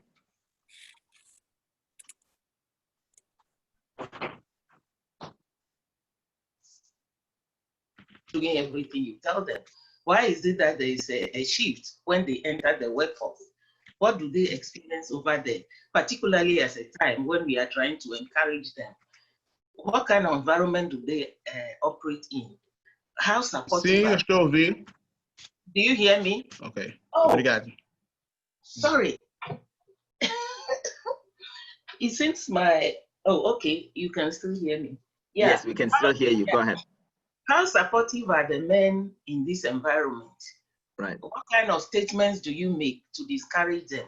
Do they feel welcome? So in terms of encouraging women, I think it's not women's responsibility to fight patriarchy. It's men's responsibility to deal with it. We've always pushed the responsibility onto women. Then they work harder and harder, but get tired at the end. So men, please come on board. Let's fight this battle together. What do you do to encourage the women? How supportive are you? Do you bring them along like your children? Because your daughters, when they are progressing, you love it so much. But we realize that when other women are progressing and they are not your daughters, even your wife, then you have reservations. So patriarchy is with you. Let's deal with it. Let's uncover it. I'm sorry I'm bringing this in at this time. But I'm so glad you did that, Doc. Thank you very much. And thank you for coming in. I know it's early that side. Thank you. Thank you very much. Yes. I would like to check in. I think we can go on. I would like to move us to the next step now. And anyone who feels you need to take a break, part of virtual world is you stand up, you self-nature, self-care, take care of yourself, stand up, stretch, come back. So I would like you to do that, but don't miss out on the next lineup of amazing presentations that we're gonna have. So from now on, we're gonna move on and look at the APNE, the AUDA-NEPAD program for building functional biosafety systems in Africa. So Dr. Silas Obukosia, Principal Program Officer at AUDA-NEPAD, is going to lead us in the next one. Are you ready on that, Dr. Silas? I'm ready, yes. All right. I'm going to quickly just to check in on this. That. Thank you very much. I want to appreciate the ABN team. Before you continue, yes, Dr. Silas, just to mention that you're the current principal program officer with AUDA-NEPAD agency, Africa Biosafety Network of Expertise, and coordinator of the AUDA-NEPAD Nairobi, Kenya node. And some of his duties include conducting biosafety capacity building of regulators and policymakers in African countries, including Kenya, Uganda, Mozambique, Sudan, Namibia, Eswatini, Tanzania, Cameroon, and Burkina Faso, and a few others. And we would like to really hear from you. Just keep it within. By the way, it's dropped now from 10 to 8 minutes. I hope you can make that one, Dr. Silas. 8 minutes. Thank you very much, Dr. Ndomi. Appreciate it. Yeah. I want to appreciate the ABN team that is with us. There are about 14 staff and our director, Dr. Jeremy. To get into the topic, we shall cover basically how our program is linked to Agenda 2063 and also the ABN mission and examples of country-related activities and the impact in the last 20 years and where we go in the next 5 years. Sorry, impact in the last 12 years. Next, please.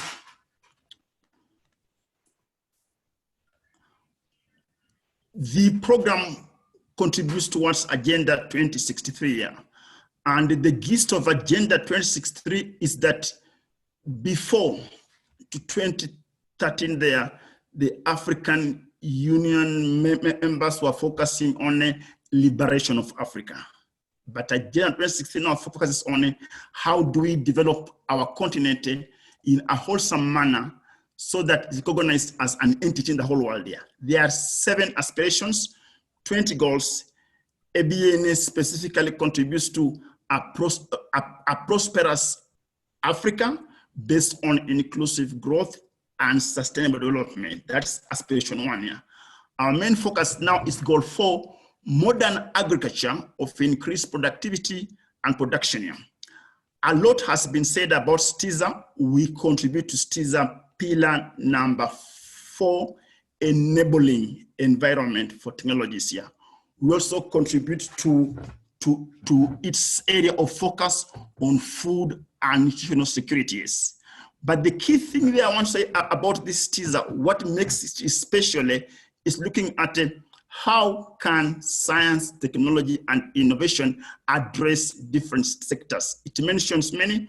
One of them is agriculture, one of them is health, but our main focus is agriculture.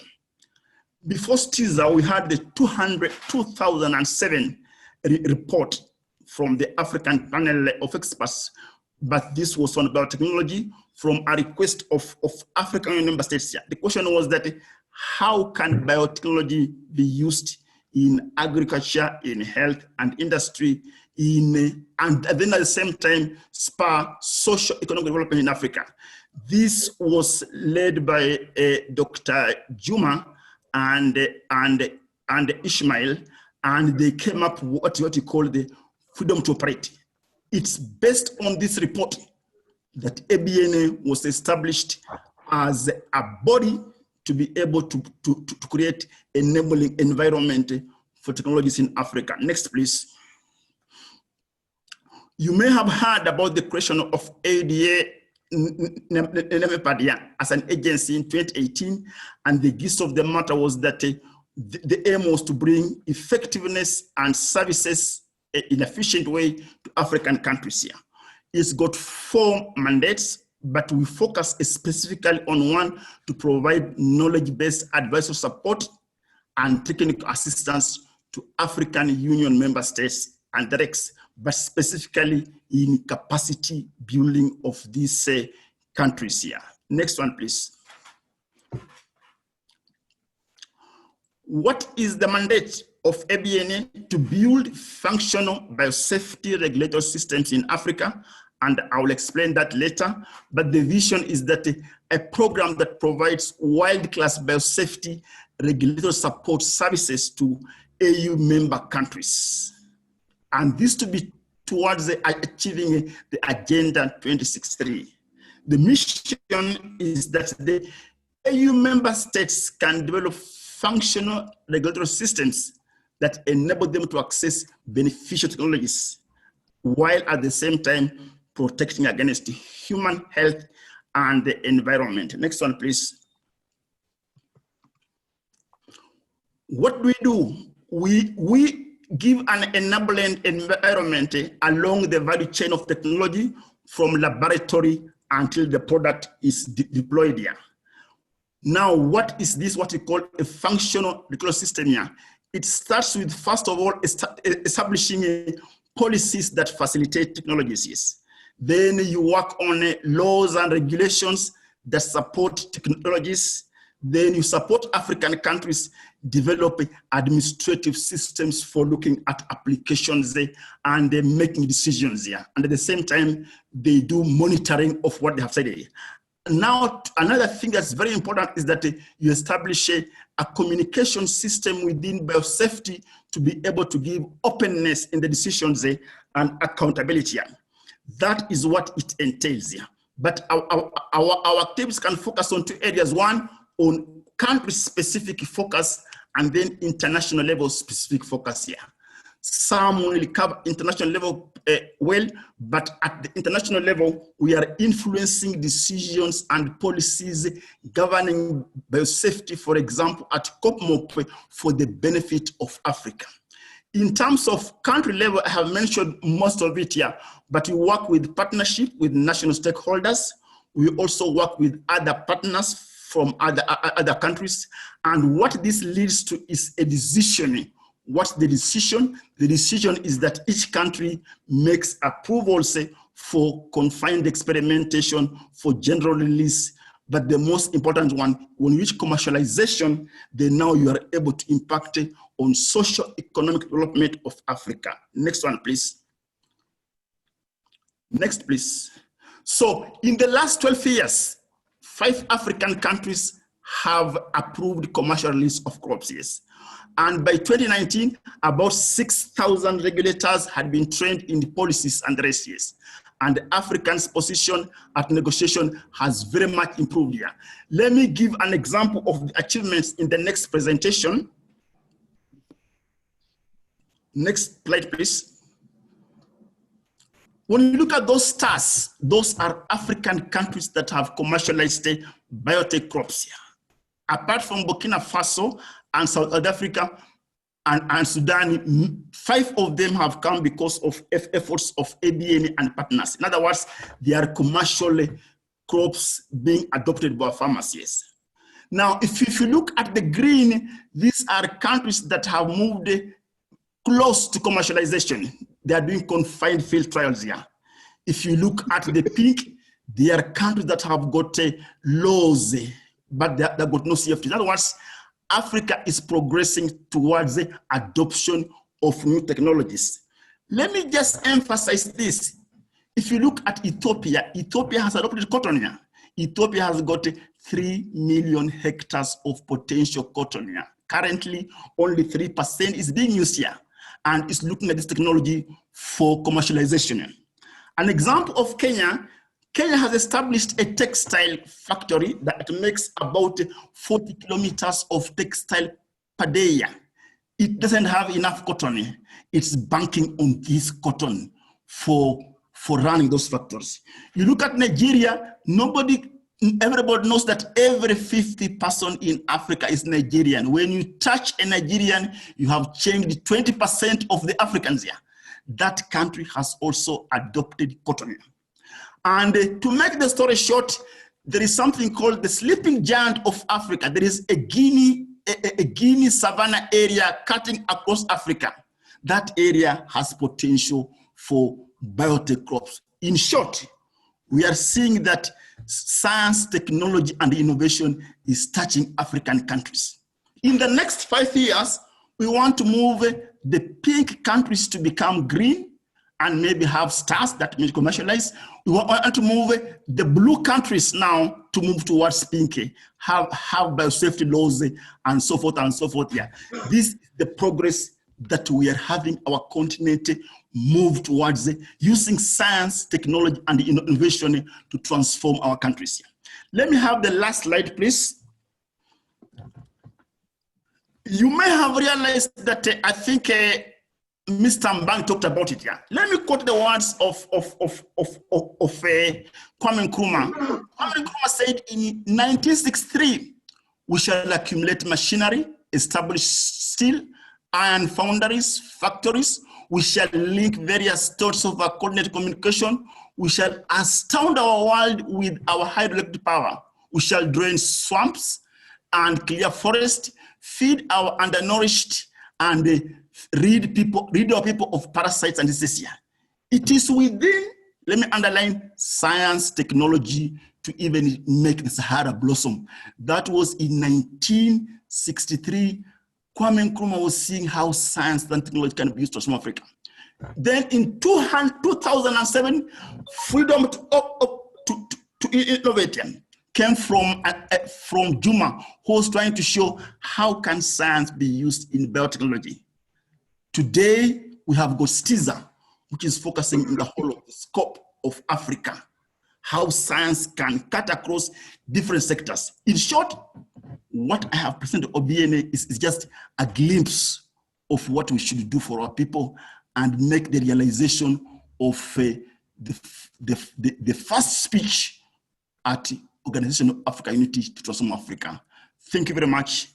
Appreciated it. You're listening to me. Wow. Dr. Silas, I love your passion. I can feel it. I want to be right next to you to achieve more. My question to you is, how do we accelerate? So the word is accelerate, and the next one is massify, build critical mass of this adoption and movement. And thank you again. I love it. It really hit the spot for me on what we need to do. So thank you very much, Dr. Silas, appreciate it. Now, moving on. Barbara, we ready for the next one? Safeguarding Africa's interests in international negotiations. You know, we're not going politics. Everything is political. Dr. Samuel Timpo, Principal Program Officer out of AUDA-NEPAD, is up next.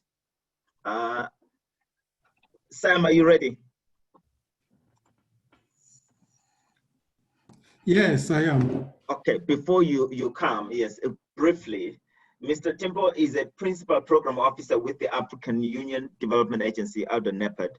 He is responsible for the socio-economic aspects of AUDA-NEPAD's flagship program for biodiversity, for biosafety, not biodiversity, biosafety, and the African Biosafety Network of Expertise, which supports AU member states in building functional biosafety regulatory framework, a very important part, regulatory framework. I think Dr. Rationale maybe mentioned that very briefly. He has been involved in biosafety capacity building efforts in Africa and also the international negotiations on the Convention on Biological Diversity and its protocols over a decade. We know that Africa has a lot of biodiversity that needs to be protected. So this is about biosafety specifically. So over to you, Samuel Timpo, please, 8 minutes for you. Thank you, moderator, and a good day to all. That the AU Agenda 2063 has been referenced a lot today, and one aspect I want to re-emphasize is that it recognizes science, technology, and innovation as a multifunctional tool and an enabler for achieving continental development goals. For this to be attained, the African Union has mechanisms in place, including APET, to ensure that member states are advised on how to safely harness emerging technologies, and then receive advice also on institutional arrangements that will ensure that harmonized regulatory approaches can be adopted and with the benefits that harmonization confers. When it comes to negotiations of multilateral environment agreements, this advice becomes critical, because in these negotiations, you are not only looking at national interest, but you're also looking at regional interest, and then crafting a global response mechanism that will benefit nations, regions, and the world as a whole. Next slide, please. One such multilateral environment agreement is that of the Convention on Biological Diversity, which seeks to ensure the conservation of biological diversity, sustainable use of its components, and a fair and equitable sharing of benefits arising from utilization of genetic resources. And it has two protocols of importance: the Cartagena Protocol on Biosafety, and then the Nagoya Protocol on access to genetic resources and the fair and equitable sharing. Most of our African countries are parties to the convention and its protocols. And it is at this level that policy is formulated. As far as Africa is concerned, at these negotiations, we want to make sure that we create enabling environment for technologies that are of interest to us, and also ensure that we can access these technologies safely and in a timely manner. There is no point in creating a regulatory system and then defer benefits for a century. It must be safe and timely for socioeconomic development. Next slide, please.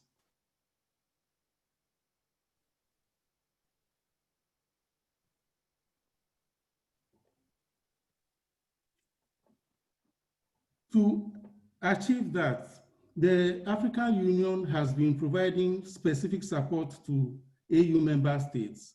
One such support is to serve as a secretariat to the African group that we do both as the African Union Commission and AUDA-NEPAD. We also prepare member states towards such meetings. We make sure that during the negotiations, we organize daily meetings to update member states on technical matters, and also to plan strategies, because these are negotiations. We also provide subject matter specialists, both within the African Union and also within member states, to assist the group in the negotiations. We recognize that at this level, there are certain topics that need training or capacity building on. For example, when it comes to risk assessment and risk management, when it comes to technologies such as genome editing, gene drives, so we provide capacity building for member states in that as well. And today we've had issues of succession planning. We recognize that some countries just have one person attending all these negotiations, and then the day that person moves away, institutional memory is lost.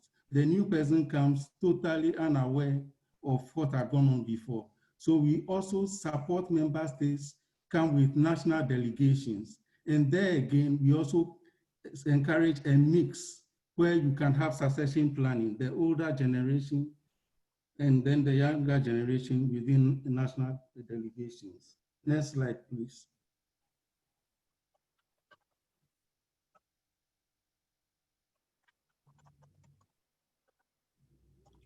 But this support has not been an easy undertaking. Some of our member states already came up with national laws, some of which actually penalize new technologies. You have some regulatory provisions saying that an approval should not be given to any new technology if it disadvantages an existing knowledge or an old technology. So it is been a bit of a challenge moving from that kind of scenario to embracing new technologies, innovation in a manner that will support socioeconomic development. And Prof. Calestous Juma aptly captures these challenges in his book, Innovation and Its Enemies, Why People Resist new technologies. And he made an important point that most of the time, people resist innovation because of the fear of what they will lose. And an earlier speaker talked about how coffee, for instance, was opposed because you have a country seeing it as a competitor to beer, another saw it as a competitor to wine, another as a competitor to tea. So opposition to innovation is actually a global phenomenon, and until we get our people to see this as opportunities, as hope of a better life, we will continue facing this opposition. Next slide. What we keep reminding member states of is that as Africa, we've already made a commitment to safely harness emerging technologies as a developmental tool. And to safely harness it means two things.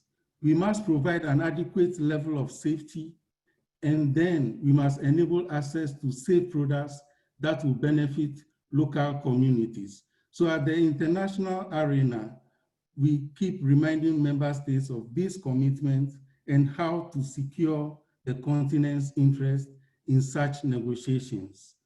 Thank you.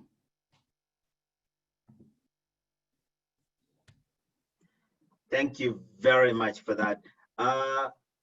There are a number of questions that may pop in on this one, because I see great synchronicities with, again, Phil's presentation on some innovations that were not adopted or taken up at the beginning. So thank you very much, Timbo, for that. We are going to move on now. We're coming towards the exciting part. So for now, we're looking at effective utilization of emerging technologies in malaria control. And some of us who have listened to this presentation by Dr. Diabate would really enjoy this. I hope I'm saying your name right. I'm still learning my French. I need to clean up on that. He's the head of the medical and entomology and parasitology in Burkina Faso. So I'm going to read part of that. Doc, are you ready on standby? Yes, I'm here. Okay. So Dr. Diabate is the head of the medical entomology and parasitology at the Research Institute in Health Sciences in Bobo Dioulasso, Burkina Faso, and the principal investigator of target malaria in Burkina Faso. With over 20 years of experience in vector control. This is so, so important. And in the fight against malaria, which is his personal battle. So thank you for sharing this with us, Doc.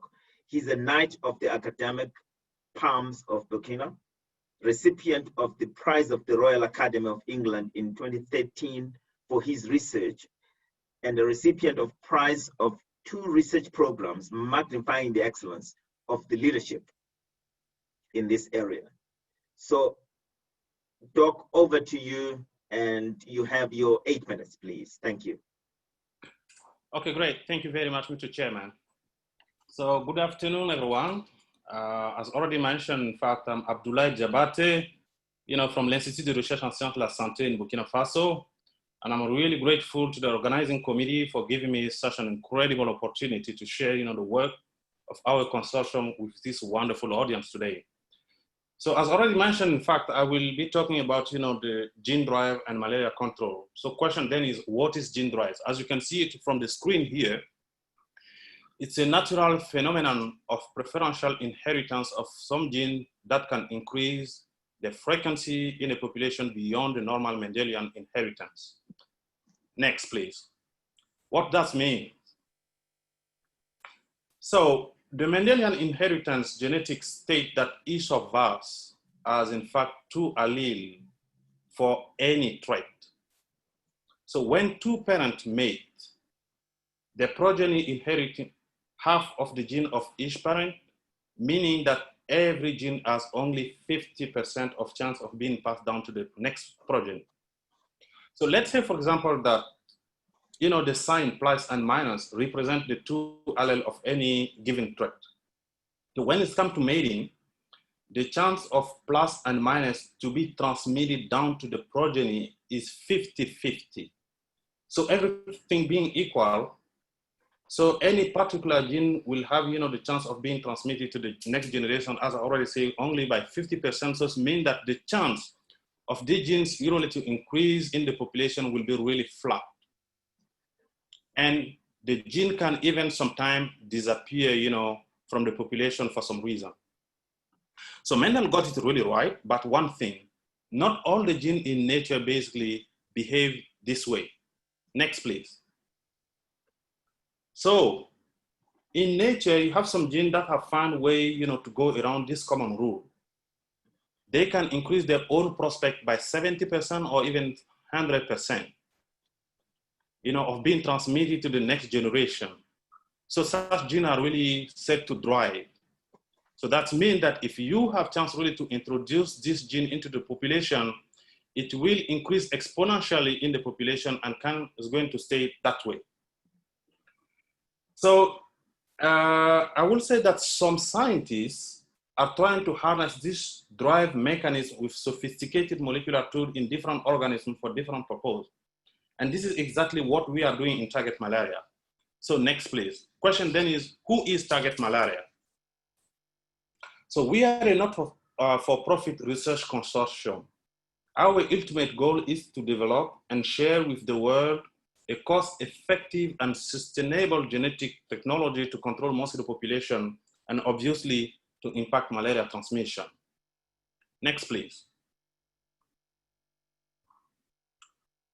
We are obviously based, in 4 countries in Africa, as you can see. This is Burkina Faso, Mali, Uganda, and Ghana. Next, please. So,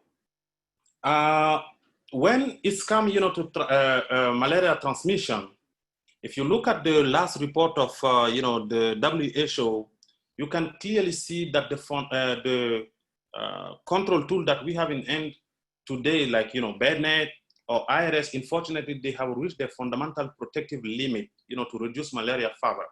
And there is a really critical call out there, to come up with an innovative tool that can really help us, to reduce malaria transmission and add to the value of what we already have out there. Next, please. So when it's come to genetic control, basically we have 2 main approaches. So the first one is what we call the population suppression, and then the second one is the population replacement. With the population suppression, in fact, what you do is that you engineer your mosquitoes, you take it to the field, you release this mosquito will mate, the wild type, and other generation, so it will deplete mosquito population to the point where malaria transmission is not a problem anymore. And then the second approach, that what we call the population replacement, is a approach by which you have a genetic trait that can maybe make mosquito refractory to malaria transmission. Then you take this gene to the field, you release it, and then the gene will spread across the entire population of mosquitoes in the field. And at some point, all your mosquitoes in the field will have the gene. And if this is the case, basically it's just going also to interrupt malaria transmission. But in target malaria, we are really focused on the first one, which is the population suppression. Next, please. And we have 2 alternate strategies, to achieve that. First, we can, target the fertility gene in mosquitoes by homing, make sure in a way that if you release these mosquitoes in the field, they're not going to have any progeny. And ultimately, that will really reduce malaria transmission. And then the second approach is basically, to work on the sex bias in male in a way that mosquito progeny will all be male. And in this specific aspect as well, you will have only male if you do the transformation. And the interesting thing here is that male do not bite, and then so they do not transmit any disease at all. And because they need female also, to mate with to have progeny. So if all your mosquitoes in the field are only male, basically the population will get completely depleted, and then you will have no transmission. Next, please. So our ultimate product will look like something like a bucket of mosquitoes that you can take to the field, and then you can release these mosquitoes. And as you can see on the right side at the bottom, the population will get really completely depleted at some point, and as I said, malaria transmission will get completely, stopped. Next, please. So once, some people see this kind of picture, they are really very afraid, and then they say, oh, you're going, to eradicate mosquitoes in the world. This is absolutely really not the case. For your information, we have about 3,500 mosquito species in the world. And for the only region of Africa, we have about 800 species of mosquitoes. And our technology is targeting only one species, which is the major malaria vector in Africa. And this, if this can help us really to reduce or to save about 400,000 lives, I think it's really worth doing it. Next, please. So, next, please.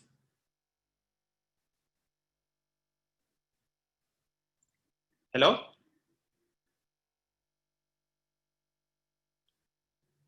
Hello?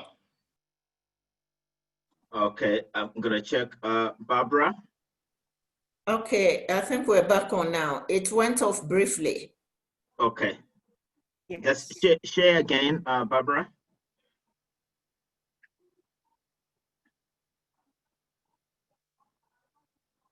Yeah, next, please.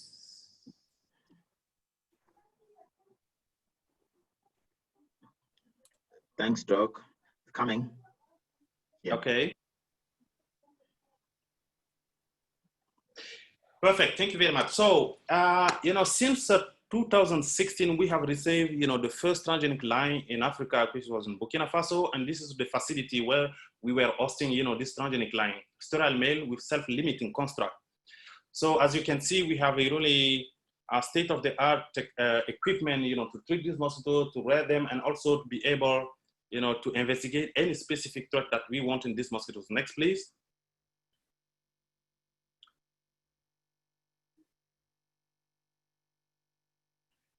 Exactly. So here we have a really skilled, trained people in the insectary, who are working with this mosquito strain, and we have more than 50 SOPs in the insectary that we are following on, to do all the work in a way that even 10 years later on, if you come back, to our insectary, you'll be able, to trace back all the activity that has been done. Next, please.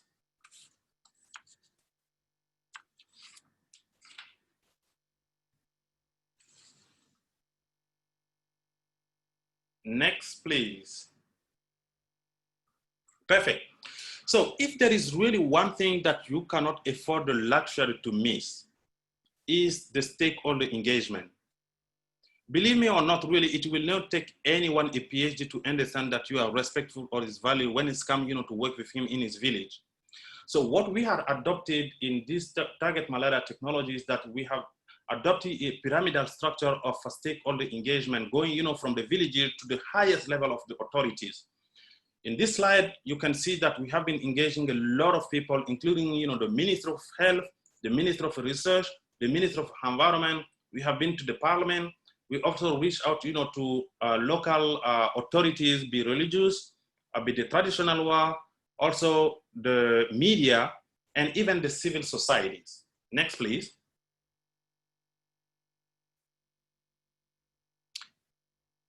Next, please.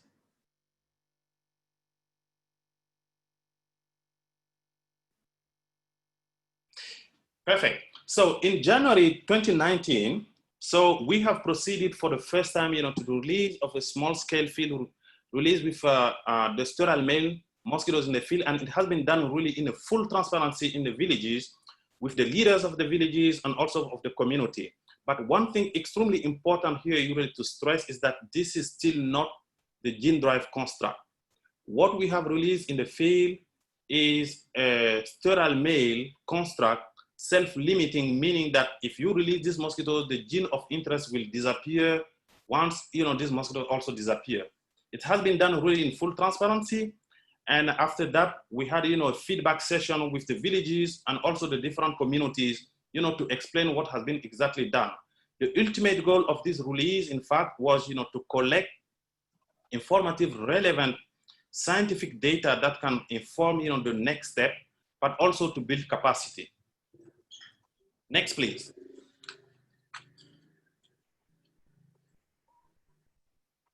Next, please. It's coming. I think there is a slight delay, Doc. Yeah. Yeah, really, really sorry for that then. Yeah. So exactly. So, you know, I mean, implementation of this new intervention require really good level of approach, but preparedness, but Africa, where this technology will be likely the most impactful, does not have yet, you know, the technical capacity to run it. Next, please. So we really need to anticipate in preparing the environment and building the necessary technical skills to ensure a safe and smooth transition from the bench to the field. You know, we have recently created what we'll call a World Bank and the Association of African University funded Center of Excellence with support from the NEPAD and also from the government of Burkina Faso on vector-borne disease.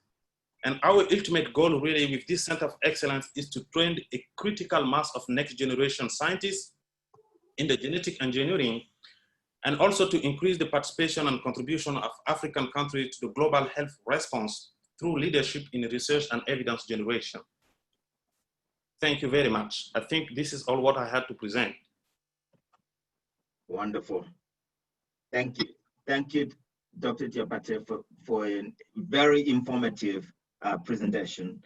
This is, for me, very, very important work that determines a lot into the future. We lose too many of our people to this disease, and this is great work that we are championing and pioneering and leading and supporting across. So it's very good. I want to just fall back on Dr. Justina on the next steps of what we could do. If you're there, because I'm looking at our agenda, I would like to see that we move a few things here in that. But before that, maybe let's take Dr. Akinbo on the integrated vector management, and then we come back while Dr. Akinbo is talking, Dr. Justina, and I will just look at that because we need to look at the time so that we have enough time to engage. Doc, you want to come in quickly now, Dr. Justina, quickly? Okay, all right, thanks so much, Dr. Dumi, and thanks to all our presenters. I think we could take the presentation from Dr. Kimbo, and then go straight into the multi-panel discussions. We come back and then we have a prolonged general discussion. Yeah, I was going to suggest that instead of the 40 minutes, we keep it to half an hour for the panel discussions. All right. Is that okay? That's fine. Okay. All right. Then Barbara, while you line up Dr. Akinbo's presentation and then start setting up for our group discussions on that. On that note, thanks, Dr. Justina. We're going to be covering integrated vector management, the case of West Africa, and with Dr. Olalekan Akinbo, Senior Program Officer at AUDA-NEPAD. Doc, you ready? Yes, please. All right. Dr. Akinbo is a trained plant breeder from the University of the Free State in Bloemfontein in South Africa, with postdoctoral training with the Donald Danforth Plant Science Center in the USA. And is working in Africa with cassava transgenic line in Nigeria, and biotechnology and biosafety from the Michigan State University in East Lansing, Michigan in the US. He's an environmental biosafety policy expert by experience and currently a senior program officer with AUDA-NEPAD. He has gotten postdoctoral working experience over 12 years with different African countries and will talk to us about some of that. 8 minutes. Thanks, Doc. Thank you so much, the moderator.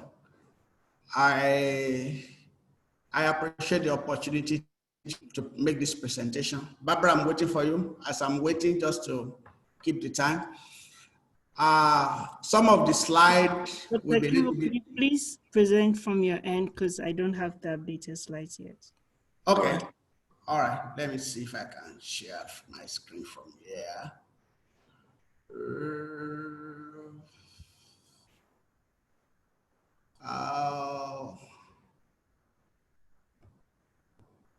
I can't see. Yeah, you'll find your slide. Yeah. I can't, okay, let me see if I share. Is it the same as a PDF document so that I share the PDF? You can use the PDF, that's fine, no problem. Use the PDF, I'll be fine with that. Okay. Use the PDF, I'll be fine with that. I can't see it there.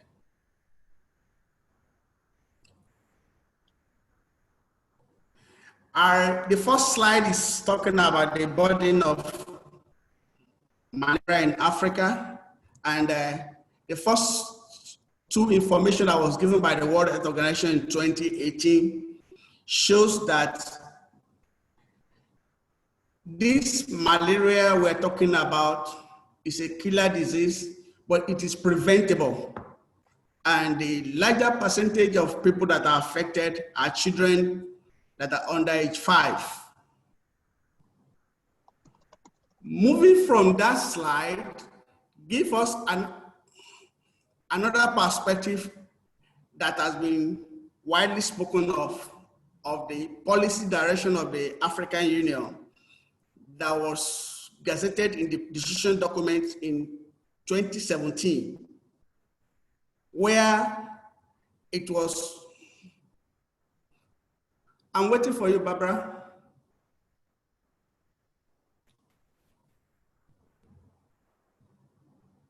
If you can, Barbara, just share scroll through the PDF document.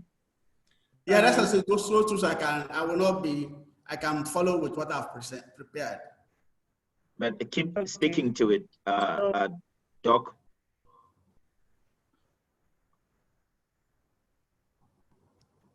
Okay, fine. Thank you so much. Is it okay? No, go back to the last slide. The last slide, or you the first slide. Okay. Thank you.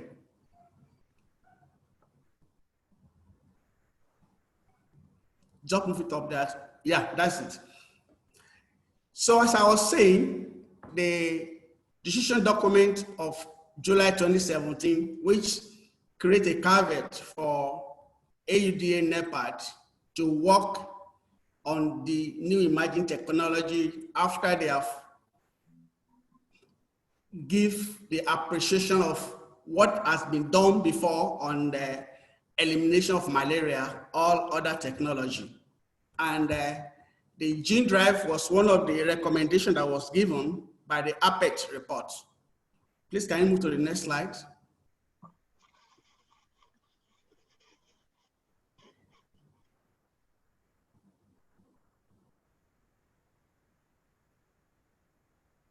Barbara? Yes, it's loading. We have an internet challenge. There is a bit of a delay from Barbara's slide. Just be patient with it. Yeah. Okay. So in October 2017, the ministers, in their recommendation of APET report, they asked that the technology for the member states should be annexed. And this technology, one of the recommendations is the gene drive to eliminate malaria in the benefit of the health of the African. Then in June 2018, this APET, although in January, the head of state have already adopted it, but in June it was launched in Kigali, and the 3 reports that was launched in Kigali, one is for gene drive, the other one is for microgrid, the third one is for drone. But the one I'll be speaking to today is based on gene drive. Please, can you move to the next slide? Yeah. I will not lay too much emphasis on this because Diabate has already spoken about it. What is a gene drive, which is in holistic is a biased inheritance that is present in every progenitor. So as any of the line that have the gene drive is sustained through the generations. And the progression of gene drive is coming from self-limiting, which is sterile construct, and is only focusing on training, on building capacity. And the second stage of gene drive is also self-limiting, but it's a fertile construct. And this can be persistent for 10 generations. But the main part, which is the last stage, is when you have a self-sustained gene drive with fertile constructs. And this is the one that is persistent in nature. Now, flowing through what it has been established on the policy journey, in August 2018, West Africa Integrated Festival Management was established through steering committees. And the steering committees, they comprises of head of National Biosafety Agency in West Africa, National Ethics Committees in West Africa from each country, National Medicine Regulatory Agency in West Africa for each country. And in April of the following year, the technical working group was also established. And the role of technical working group is for them to develop guidelines in support of what the steering committee will be doing. Please can you go to the next slide? I put in this governance structure to see the structure that will be put in place for the holistic flow and following the policy direction and the governance way that at the end of the day, the technical working group will support the steering committee, and any decision that the steering committee will make will flow in through the ministers of health, which finally will get to the head of state of West Africa that will ratify the decision. And in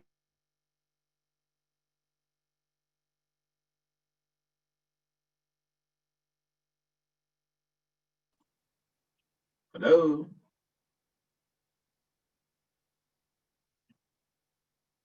Hi, Doc. Dr. Kimbo is presenting from Ouagadougou. He had indicated that there'll be challenges with the internet, so I'm hoping that he'll be able to come back on. All right. We need to check in on him, and anyone who can text and just confirm. Yes, I'll do that. All right, so that we move on and see if we can take his presentation before that. Can we allow 5 minutes of discussions now before we break, so that we allow him to come and finish he had about 4 minutes to finish, and then we break into the breakaway sessions, breakaway rooms. Okay. Sounds good. Let's do that then. Okay. So let's take some questions, both from the last two presentations on the gene drive, and then this one, and then any other before that we took after the discussions that we had earlier. Anything that has struck you, just raise your hand. Anyone that wants to raise their hand and share something now, please feel free to do so.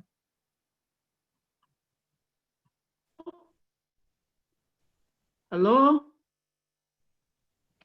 Hello, Hello? Matthias. Hello? Yes, I'm Matthias Damale from Malawi.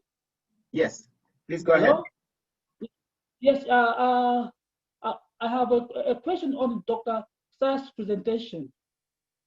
Yes, so first of all, let me start by commending Dr. Sars for that passionate presentation on technologies in agriculture that have to a greater extent revolutionized agriculture in Africa.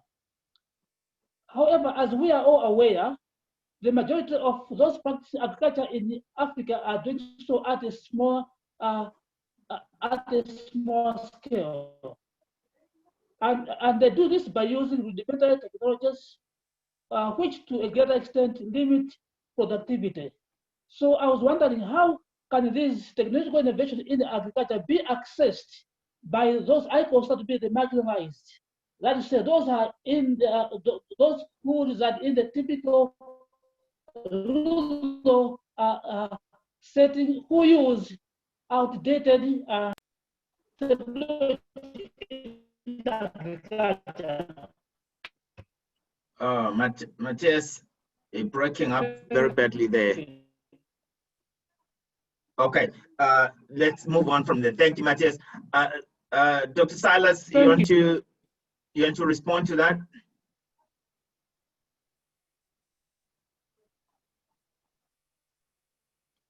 Dr. Silas? Okay.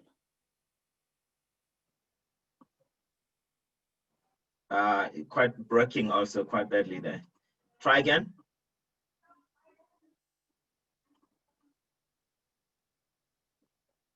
No. Okay.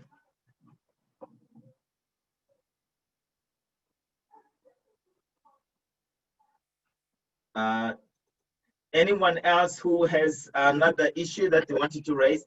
Dr. Salas just lost you there. Thank you, Matthias, for your question. Any other comment or question or reflection? Let's just check if Dr. Akenbo is there. Dr. Justina, any update? Unfortunately, no. I haven't been able to get a hold of him. Okay. All right. We'll move on then. I would like us to really move on now to the discussions. Maybe Barbara, you can check off the sharing, and then we come back into plenary. And then we look at really breaking into, are you able to share the agenda so that you show with the multiple panel discussions, this is what we're going to be doing now with the topics on it. If you can share the agenda. Yeah, Dr. Dumi, I hope you can hear me. So they've been automatically assigned based on their registration. So once we start the breakaway rooms, they would automatically move to those rooms. If anyone wants to change his or mind, you can always come back to the main room or request to come back, and then we would reassign you or send a message to the moderator for it to be changed. Thank you. Yeah, it's quite easy to navigate right across the different rooms or move from your room back into the main room, and then you get sent again to another breakaway room if you're not happy with one that you're in. Let's minimize moving around though. Stay in your group and enjoy the discussion. All these topics are relevant to all of us. So we should be able to have less moving around and more discussion and engagement. Let's do that. Are we ready, Barbara? Ready to send everybody our way? Yes, and I just want to comment that I'm told Dr. Ola had power cuts, and that's why he's off. So they're trying to find an alternative. Thank you. All right, thank you. Again, it comes back to the basic issue of infrastructure, all of infrastructure. Power, energy is our massive challenge across the continent. We can do better. Let's do more on that. Barbara, your show now. Take us into our different breakaway rooms. Enjoy the discussion, everyone. I'll probably be handing over, no, before that, I have to leave at 4 o'clock, but Dr. Justina is here and will take us through, but I'm still gonna be here when we come back into the main room. Let's move.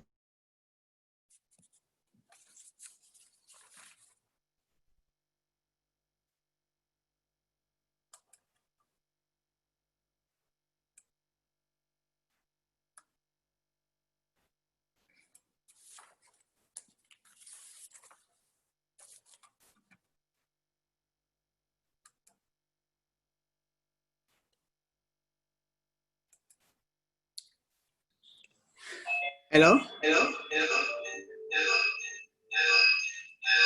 Hello? Dr. Kimbo. Yeah, I'm just... Yeah, unfortunately, we had to move on. I believe we're now in our breakaway sessions. Okay. We understand you had a night off, so you couldn't connect. Yeah. So I'm assuming this is the breakaway session for the science prioritization in Africa. Hello, Justina, Grace here. Am I back to the right room? I was in a different one. No, you are in the right room. Okay, yeah, glad I came back. I was sent to a different room. Oh, okay. So now let me just confirm with Prof. Pamela Andanda. Okay. Prof. Andanda, are you in here? He's not here. Please do pardon me. Sorry to interrupt. I think I'm in the wrong breakaway. I'm supposed to be in the health technologies one. How do I then change? There's a leave button at the corner there. Mm-hmm. You leave this and it will automatically take you to the plenary session. And then you would have to select the other one. Thank you. Thank you. I suspect maybe Prof. Andan. Dr. Justina. Hello, Dr. Justina. I'm also struggling to get to my group. Can you help me? Justina, what I noticed is that when I left the other breakout room, I came back here. So I think this was also. I'm struggling to get to my group. Maybe the co-host can look for the speakers and direct them to the specific breakout rooms. Okay. Are we all in no man's land? Or is this another group? Yeah, this is the main room and I'm trying to get myself to the science prioritization breakout room. If you have the rights, could you kindly move me? I actually don't, and I'm not. I can see Linda is a host. Could Linda move us because I'm supposed to be presenting there. Which one is it that you're supposed science to? Prioritization. Okay, Barbara is in the health group right now, so. There is a way that a co-host can move from one group to another. Yes, a co-host can do that. Linda, your co-host, are you able to move her to that group? Who should I move to the prioritization? Hello? Is that Grace? Yeah, Grace Mora here. I'm supposed to be in the science prioritization. Yes, move Grace to the science prioritization. And Justina as well. And Justina to the science prioritization. Hello. I'm also in the wrong prioritization. Okay, Linda, have you moved them? Can somebody help me? Hi, Sam. Yes. Okay, Linda, where do you need to go, sir? I think I chose my group as to be education 1. Or is it the group now? I'm just asking because I chose it earlier. Can I join the science prioritization? This is Anhisa. Oh, hi, Anne. Hi, Justina. Linda, can you send us to the science prioritization, please? Okay. I'm supposed to be moderating that. I'm sure they're waiting. Yeah.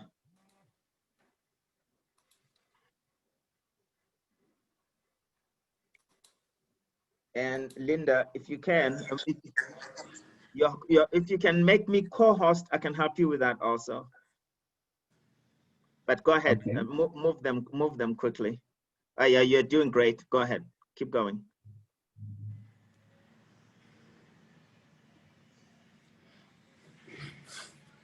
You've moved them. Yeah, Samuel. Who else needs to? Yeah, Nikki.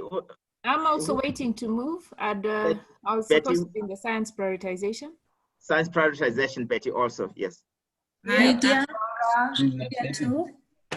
Lydia Manuti, science prioritization.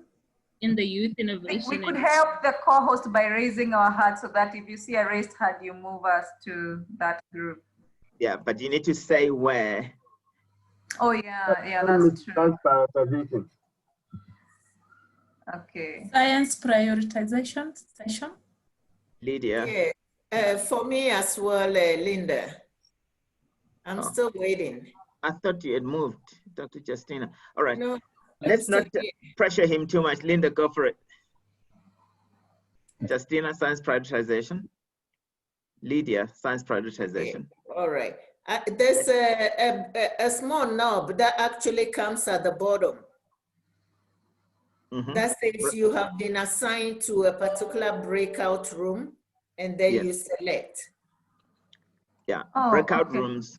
You check, you click on those 4 squares, say breakout rooms, and then you will know where to go from there.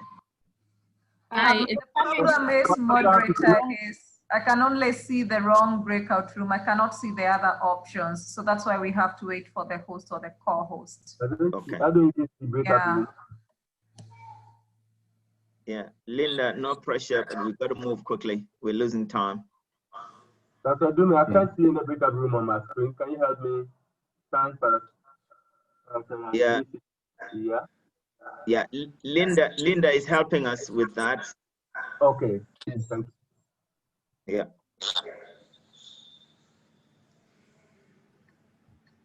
Yeah. Is Justina on moved? Yeah, she's gone. Colleagues, is this nutrition? Yes. No, this is the main room, and we are moving people around to their groups. Everyone, please bear with us. This happens in large groups. Linda, you good? Hello, doctor. I want to change my room. Okay. So into the food and nutrition, or like food security, either of them. Okay. We are in the process of moving people into different groups, so it's taking a bit of a time. So just be patient with us as we do that. Linda is helping us do that. Linda? Yes.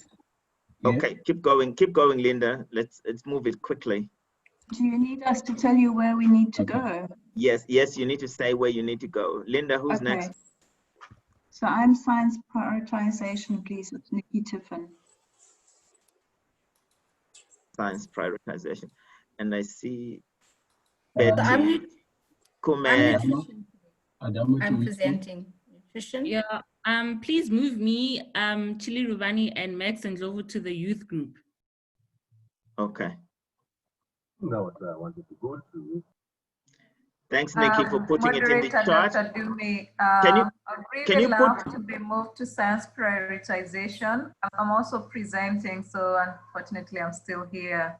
Right. Can I ask everyone, put your room that you need to be moved to in the chat right now, and I'm going to work with Linda to make sure that we move people along very quickly. I see others have put it already. Well done. Thanks, Nikki. Let's move. Put your preferred room that you need to move to in the chat, and Linda, let's move them really quickly. It's almost 10 minutes into the discussion.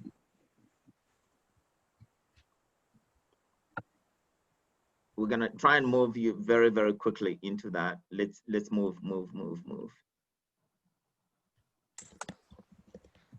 And who else? Dr. Daniel Willie, you moved him to science prioritization. Kume, where are you moving to, Kume? To the youth, yeah. Yes. Kume to youth. Grace, science prioritization. Musa, science prioritization. Let's move them. Let's move them. Let's move them quick.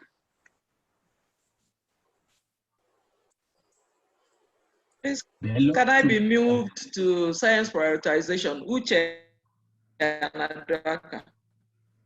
Science prioritization. Okay. Yes. Grace needs to present, so should jump the queue, definitely. I also need to be presenting on the youth one. So if you could make and Kume. Start with those that are presenting, Linda. Dr. Dumi. Yes, Matthew. Please kindly move me to youth and innovation. That's where I'm supposed to be doing my presentation. Yeah, sorry guys, I can't move because I'm not co-host. We have Linda, who is the official who's moving on the tech side, helping move everybody. So he's busy with that right now. And we keep getting people from the other groups who want to change. And that's what is complicated. Let's line up those that are presenting, please. Kume and who else is presenting? Grace.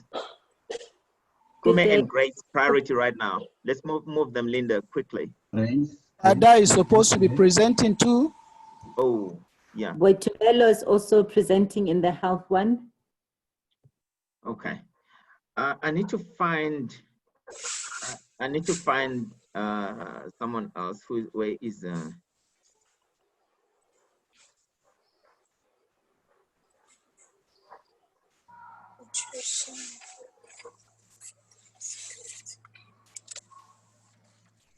Is Grace sorted? Not yet, Linda, I'm still here.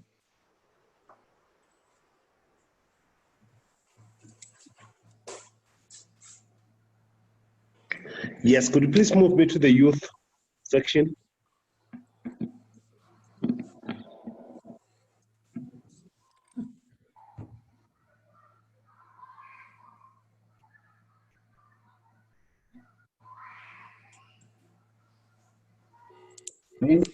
Which science? Youth. Max, youth. Grace Cool. is on youth.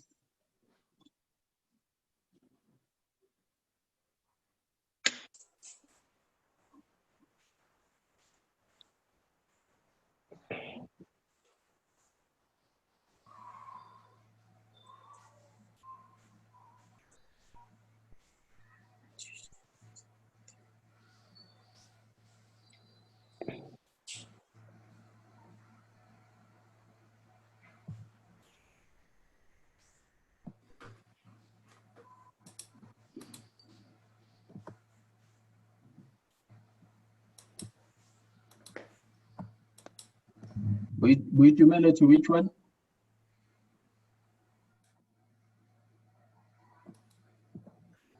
You made it to the health regulation and innovation.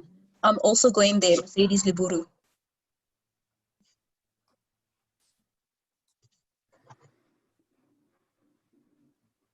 Nikki is still here? I am, but so is Grace. She should go ahead of me, really. It's Grace. I'm also still here. But, whoa. Okay. So we need to prioritize the presenters, which is, so maybe the presenters, I can type them here. It's Grace, Kume, and was it Matthew also? Yeah. Matthew? Yeah, Kume is gone. Okay, oh, Grace still here. I'm still here. I haven't moved yet. Linda, Linda, do you need help?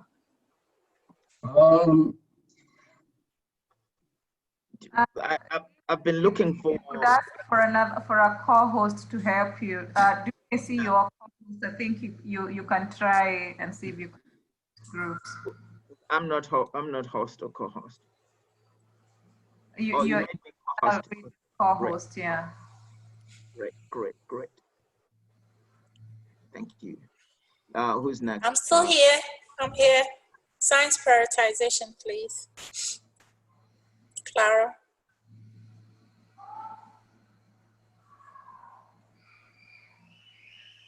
Hello. Yeah. Clara, are you presenting? No, I'm not presenting. Okay, so we're just trying to clear, we've got a couple of people who are supposed to be presenting as we speak. So and then we've got a backlog, so we'll come on to the rest of us. We just thought they must jump the queue if that's okay. Yeah, that's fine. Thank you. Okay, but we do, I've got your name. I mentioned you in the chat, so you're in the list.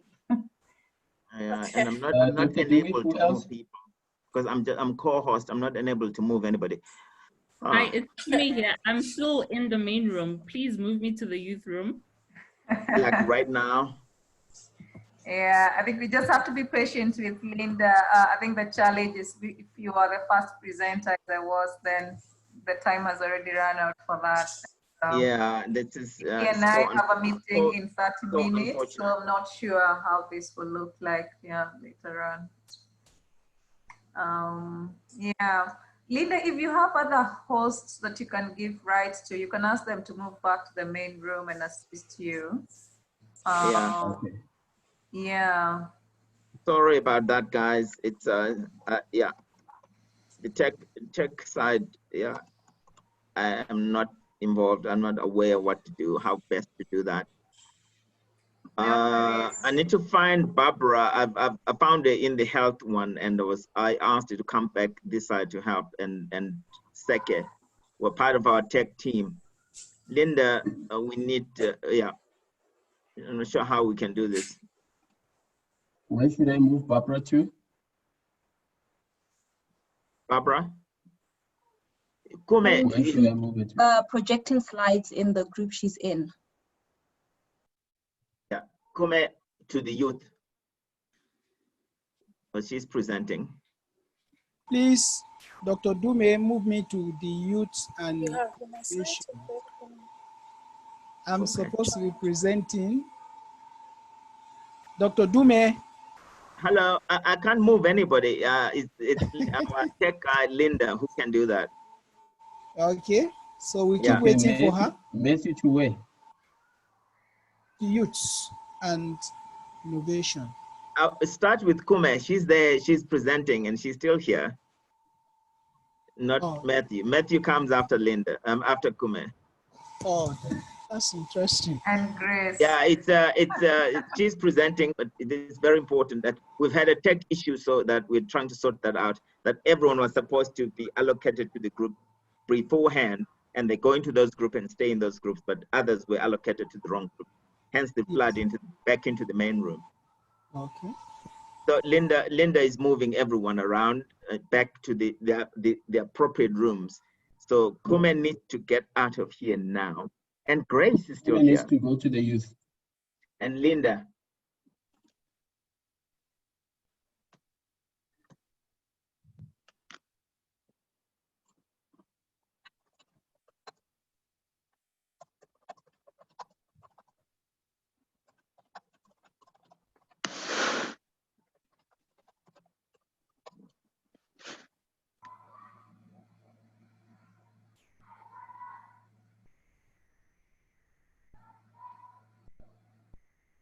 Linda. Hi, is Kume on news now? Kume should be on news. Kume, still here. And Grace. Still here.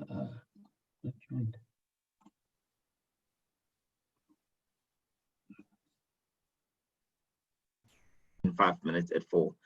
Yes. So I'm gonna hand over to my esteemed colleague, Dr. Justina. If I'm back. Okay. I will hand over to you for the discussion, open discussion at this point. All right. Again, from the team, apologies for the technical glitch. I think we're okay. We're here now. We're engaged. Let us take advantage of the remainder of the time for us to deliberate, to engage, and chart a way forward together on this. Dr. Justina, thank you. Over to you. Thank you so much, Dr. Dumi. Since Dr. Janet is leaving in a few minutes, Janet, do you have about 2 minutes to just give us a summary of the discussions before you leave? Oh, she's already left. Okay, because there's about 74 of us in the room. So Dr. Dumi, thank you very much for facilitating for the day. We really appreciate your excellent facilitation combined with coaching and empowering and all that, a holistic facilitation. Thank you so much. Thank you very much, everyone. It's not over. We still have time, so let's have a wonderful session. Thank Dr. Justina. Thank you. Yeah, thank you. Bye. All right, then, bye. Okay, colleagues, whilst waiting for the others to join, there is about 73 of us here in the main room. So what we could do is just have some highlights from the breakaway session. So those who were in the health regulation and innovation session, what are some of the takeaways that you got from there? Maybe we could discuss those. So colleagues who were in the health regulation and innovation session.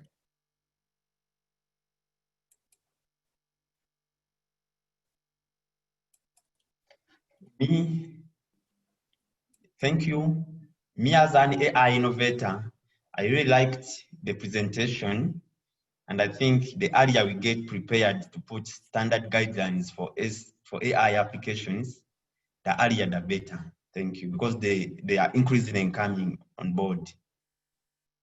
Okay, thank you so much. But then if you talk about the standard guidelines, are you talking about this at the national level, regional level, or continental level?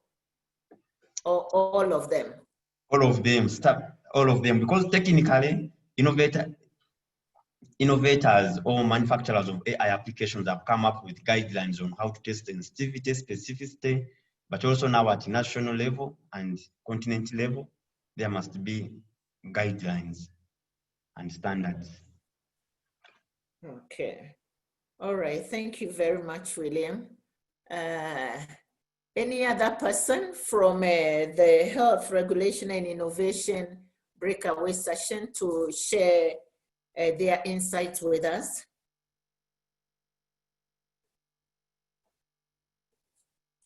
There were 2 presentations done. I'm not able to see the hands, so please just unmute yourself and speak.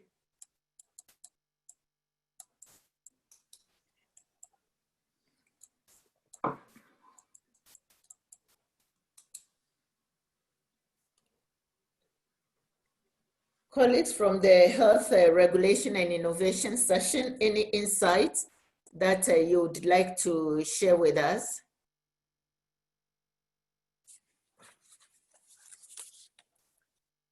Okay, so how about colleagues that were in the science prioritization in Africa?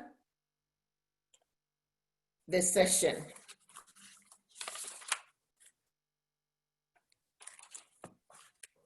The session went well, and then the focus was mainly on data, the use and the reuse of this data, and then it has been observed that we are more focusing on basic research. There is no problem there, but when it comes to the most advanced step of R&D, mainly experimental development, we are still having problems to catch up accordingly on the continent. Those are some of the aspects I did get from the honorable distinguished presenter, since I was in the main session and the breakaway session. Thank you. All right, thank you. Just to add to what Seke had said, the presenter, Dr. Andada, also talked about the gap in data in Africa and the fact that this has been highlighted since the onset of COVID-19. And so there's actually a renewed need for international collaboration and then data sharing.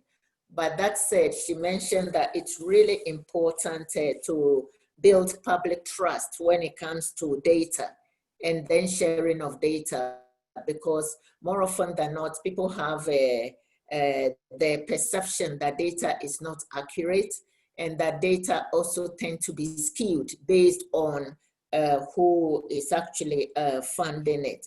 And so it's important to build a public trust. The issue also spoke about the need to prioritize the social values, especially our African values when it comes to research. She called for a paradigm shift from data ownership to custodial responsibility, because when you talk about data ownership, one can just feel that data is mine, I can do whatever I want to do with it. But when you talk about a custodian responsibility, that actually brings with it responsibility, as the word rightly says. So we are keeping the data, as custodians. And so we have to make sure that, some values, principles are adhered to. And one of this is transparency. There's need to have a transparency, and also the need for high quality data, because if the data does not have a high quality, then its use will become compromised. There's also need for ethical approach to the custodianship, to the research itself, to the collection of the data. And she also called for the need for guidelines to actually inform the continent's position on research and development. This is really important, because we tend to see situations where researchers come from, abroad, and then just start undertaking research without even getting informed consent from the citizens. And informed consent means that somebody must be able to give that consent from a knowledge perspective. The person has to really have accurate knowledge of the research that is being undertaken. So she did call for community engagement, that this is really important, and also discuss the governance of science and also intellectual property when it comes to science, particularly during these times that we find ourselves, and that there's also need for data governance and access, and that one has to really pay attention to consent not only for undertaking the research, but also consent for data use, and that is access. So there's need for ethical and regulatory oversight, and then benefit sharing. I believe benefit sharing is really important, so that there wouldn't be a one-sided benefit when it comes to the results of research. And we had another presentation on scientific priorities for Africa, that Africa also need to prioritize its own research areas, research that would be relevant to member states and should not be imposed from outside. So this was from the African Academy of Science, and we do work with them on the scientific priorities project. So that's the brief from the second session. So colleagues, if you can add on to that. I see Lydia there. Lydia, you're from the AAS. Do you have anything to add to the presentation that Grace made? Sorry, Justina, I was not able to join the group. Oh, okay, all right. It was up. Yeah. All right, that's fine. Yeah. So colleagues that were in there, can you add on to what I have said? Yes, hello. Hey. Please go ahead, Sunday. Yeah, thank you. I'm sorry I'm not able to raise up my hand. That's fine, please go ahead. Yes, I've carefully heard what is said from your summary. And I know all day long we've had science technologies, new emerging technologies coming up. We know very much that these technologies have to be regulated.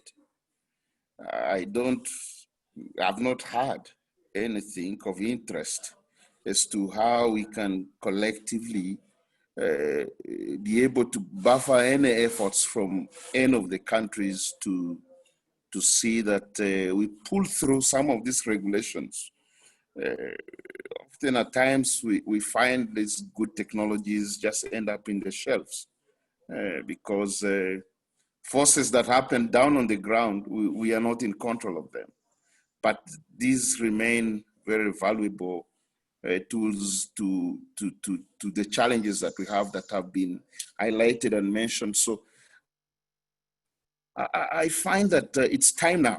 We should think and imagine something rapid that comes up in helping, or else we will not harness some of these technologies. And many a times it's not, it's just by a few interests, as we saw today from one of the presentations that talked about conspiracy theories. How much can we help? We've seen all this now. That's my concern. I think we have to right now, in these times, change the conversation, and it should be part of that observation. I think so. Thank you. Thank you very much. Yeah, that's actually a good observation that you've made, that there's need for a regulation. And I don't know whether it was mentioned earlier that we need this regulation on a national basis, regional, as well as continental. Just to cite an example, when you take the drones, for example, drones are being used for different activities, agriculture, now it's even gone into the entertainment field, whereby when people are having events, it's the drones that take the pictures, but you know, it's also used for delivering medications and blood products and others. But the problem is that there are no regulations that are actually guide the drones. And so there's also a bit of myths and misperceptions out there that drones are also used for spying. And as a result of that, there are some governments that have banned the use of drones regardless of the benefits of these emerging technologies. But we know that with Africa and the rural areas where these can really be used, particularly in the health service or health sector, if we have regulations to guide, you know, the use of these drones, we would be able to harness the benefits far more than the perceived risk that are associated with this. And so at the AUDA-NEPAD, we're actually in the process of drafting the regulations for the use of drones, and then this has to be discussed with the member states. So this is a continental framework that is being developed. Since the AU operates at the continental level, we operate at the continental level. And so this then will be discussed with member states who would have to endorse it. And then once it's endorsed, then hopefully, you know, the space will be more open for an emerging technology like drones to be used effectively in, say, agriculture and the health sector. So what you said is really true, that there's a need for these emerging technologies and innovations to be regulated so that they can be used more effectively for our benefit. Next to that, I would also say that, you know, information or education, sensitization, awareness creation, and capacity strengthening, all these are also really important, because we can only demystify what we have on the ground pertaining to innovation and emerging technologies if people are knowledgeable about the use of these innovation and emerging technologies. So actually this platform is also supposed to contribute to that. So hopefully we'll make a headway in that. Thank you very much. Any other observation from the science prioritization group? If not, we would move to nutrition and food security in Africa. Mrs. Modupe Adeyemo, are you with us? Yes, I am. Thank you very much, Dr. Justina. Okay. So from the breakout session on nutrition and food security in Africa, we had our two presenters, Dr. Brailin Chitsunge and Dr. Darmarai Naika. Dr. Brailin presented on overcoming the challenges of food security in Africa, and she reminded all participants on the potentials that Africa has in production of food enough for the continent and exporting the excess. So this was like an hopeful information for the continent that the potentials are there to be harnessed. And this led to an overview of the various challenges that we still need to address with regards to food security in Africa. And then she highlighted various interventions also that have been used to address these challenges and that can still be used. Basically, she mentioned the issue of data mapping and smart agriculture, as well as the use of indigenous knowledge. And this also contributed to our intervention to a participant that needed information on alternatives to harmful chemical controls in agriculture. So use of indigenous knowledge as well as genetic modification were highlighted in addressing that question. And also because she mentioned about the issue of smart agriculture, that resonates well with the following speaker, Dr. Darmarai, who presented on disruptive technology in food safety from farm to fork. So it was a very insightful presentation, giving us a wide range of technology applications that present opportunities in food systems. So these we can, as a continent, pick on the ones that we can prioritize and run with such so that we can quickly exploit potentials that are there for the sustainable benefits of Africa. So she also gave us information on the drivers of food safety, specifically mentioning the issue that we are in now, the COVID-19 pandemics as one of them, and of course the rapid population growth. And this led us to, she also mentioned various priority areas to look out for in food safety issues in Africa, and traceability of course was there as one of the priority areas, because we all know that whatever effort we put in food safety, without an effective traceability system, the efforts might not really be harnessed adequately. Then she mentioned that the need for harmonized systems in Africa cannot be overemphasized, because this will enable us as a continent to reduce trade barriers, and then this is the beginning of the benefit that we can get from good food systems in Africa if we can tackle the issue of trade barriers. So the need for harmonized systems in regulating food safety is very key.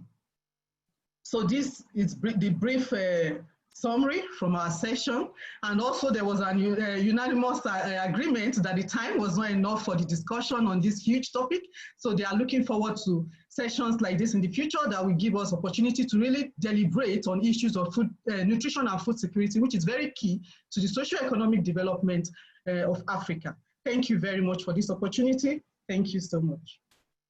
Thank you very much, Modupe. This is greatly appreciated. And you are right that, you know, we actually do need more time, and we'll make sure that we provide this to enable us to engage more on the topics. Thank you. Indeed, food security is really important, and particularly when you look at the times that we're going through and the impact, one area that is being impacted is livelihoods and then food security.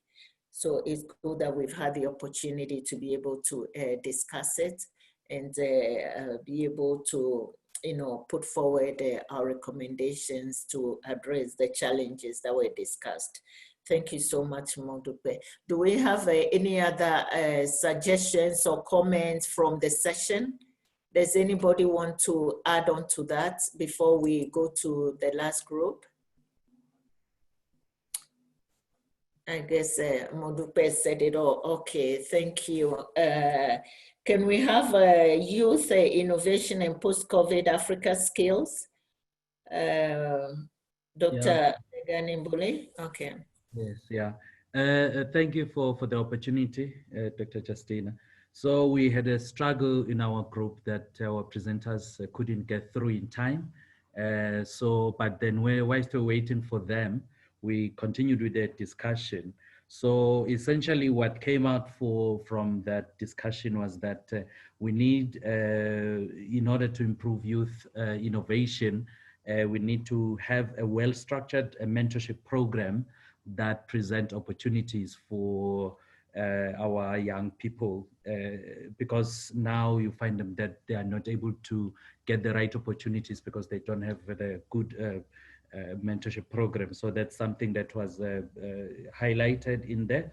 And also we need to also make science interesting to the youth.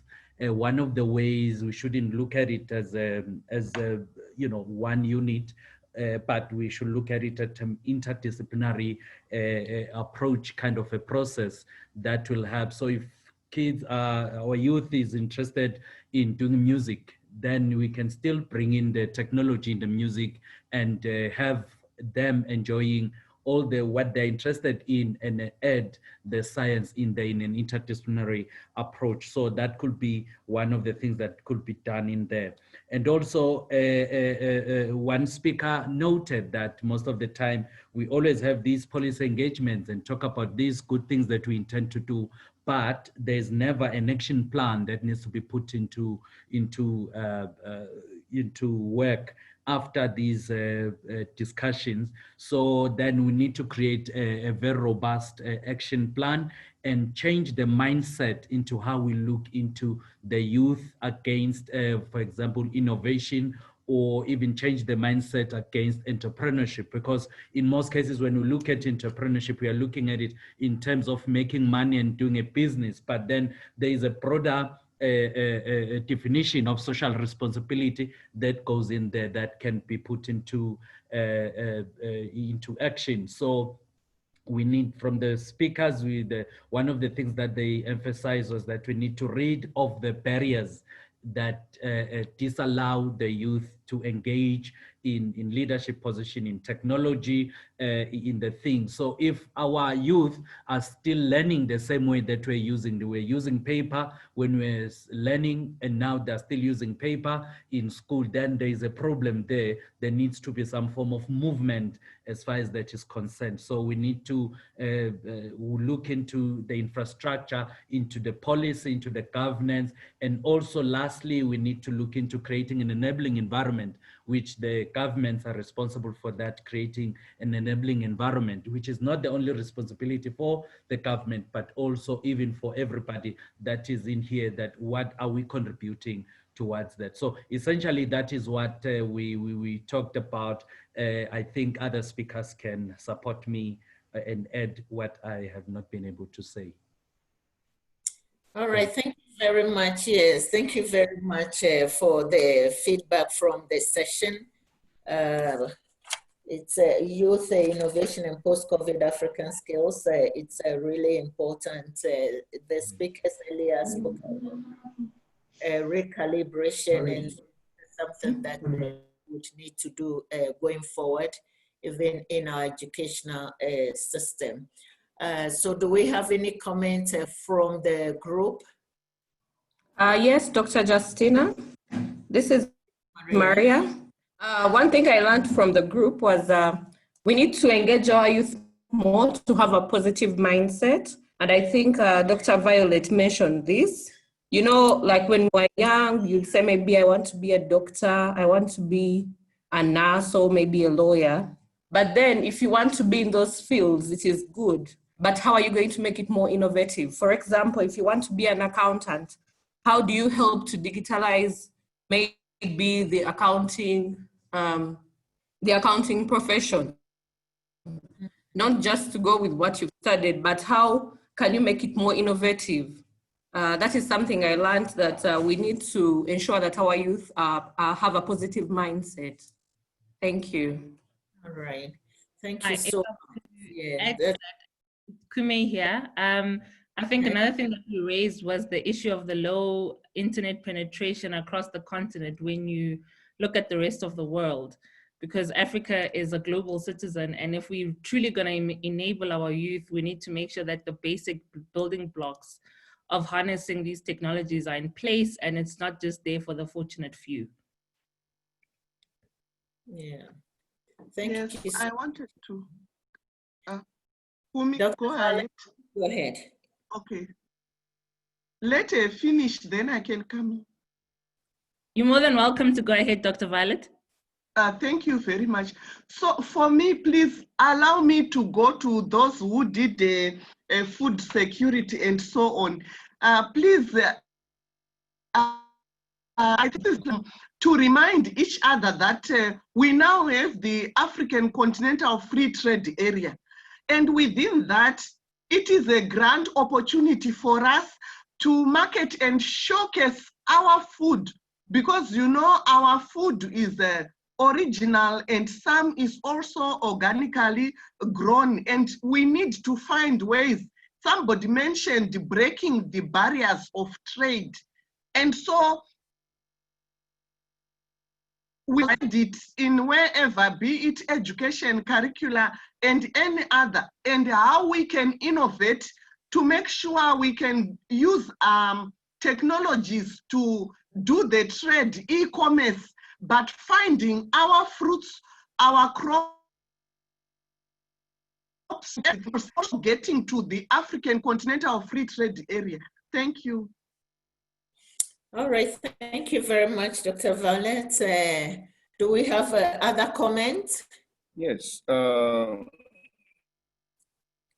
Please go ahead. Well, thank you. Yes, Dr. Justine.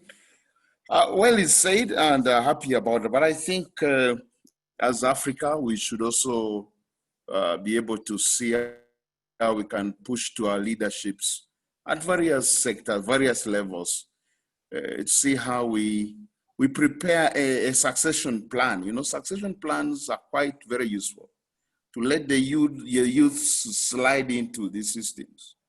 But where we keep on sticking around, I think it's a recipe for some of our problems that we have seen.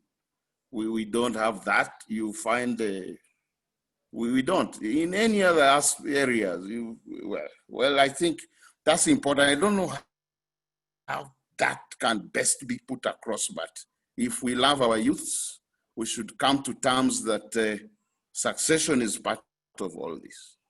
You move on, then the young ones come. It becomes attractive, enticing, that they love it, that we are getting, or else they try to move elsewhere where they can get their comfort zones. Thank you. All right. Thank you so much. That is also a really important issue that needs to be addressed. Do we have other comments? Yeah, just by the way, and maybe there will be no answer. We were discussing and planning the animal biotechnology global workshop here. And the question of the youth and the young career people came up here. But, and I know it's one of the aspirations of AUDA-NEPAD. But the question is, do you have a structured way of defining the categories of the youth, age this to this, and this is the focus, age this is the career? Is there such information such that when now we talk of the youth, we know what categories, what class we're talking about at first? I know there's the youth for primary school, the youth for secondary school, youth for career. What category of youth are we talking about? Is there such a framework somewhere? I guess one by this land for me, I'm not trying to poke holes in what you're saying here, but I couldn't answer that question here. Thank you. All right, thank you so much. When it comes to youth, I usually go with the African Union definition of youth, which is 18 to 35, I believe. So before 18, well, we have children, and then we have adolescents. And then we have the youth starting from 18 to 35. And the class or category of youth that we engage would also depend on if it's the issue that is being addressed and the needs of the youth themselves. So if we were, say, organizing something to do with leadership, you know, leadership definitely would have to be youth who are educated, they would need the leadership skill at that level. But then I'll backtrack and say that even those who are not educated, leadership, there are different types of leadership at different levels and in different categories. And so they would also need the leadership skills, but maybe for a different purpose and in a different area. And so I believe that, it's really important to engage the youth between the 18 and 35 based on their needs, because most of the things that we do must be demand driven. So it must be based on the needs of the member states. We may want to implement projects in one area, but then the youth may want something different. They are on the ground. They know their context better, they know their needs better, and so they would be able to guide us. And when it comes to innovation, as had been mentioned by some of the speakers, the youth are actually far ahead of us, the older ones, when it comes to innovation and emerging technologies, and they will be able to let us understand where they need support.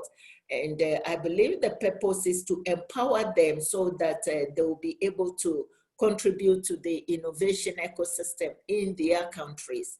And so that is one area that one can look at as well. Thank you so much for bringing that up. Do we have any other comments or questions that we can discuss? Justina?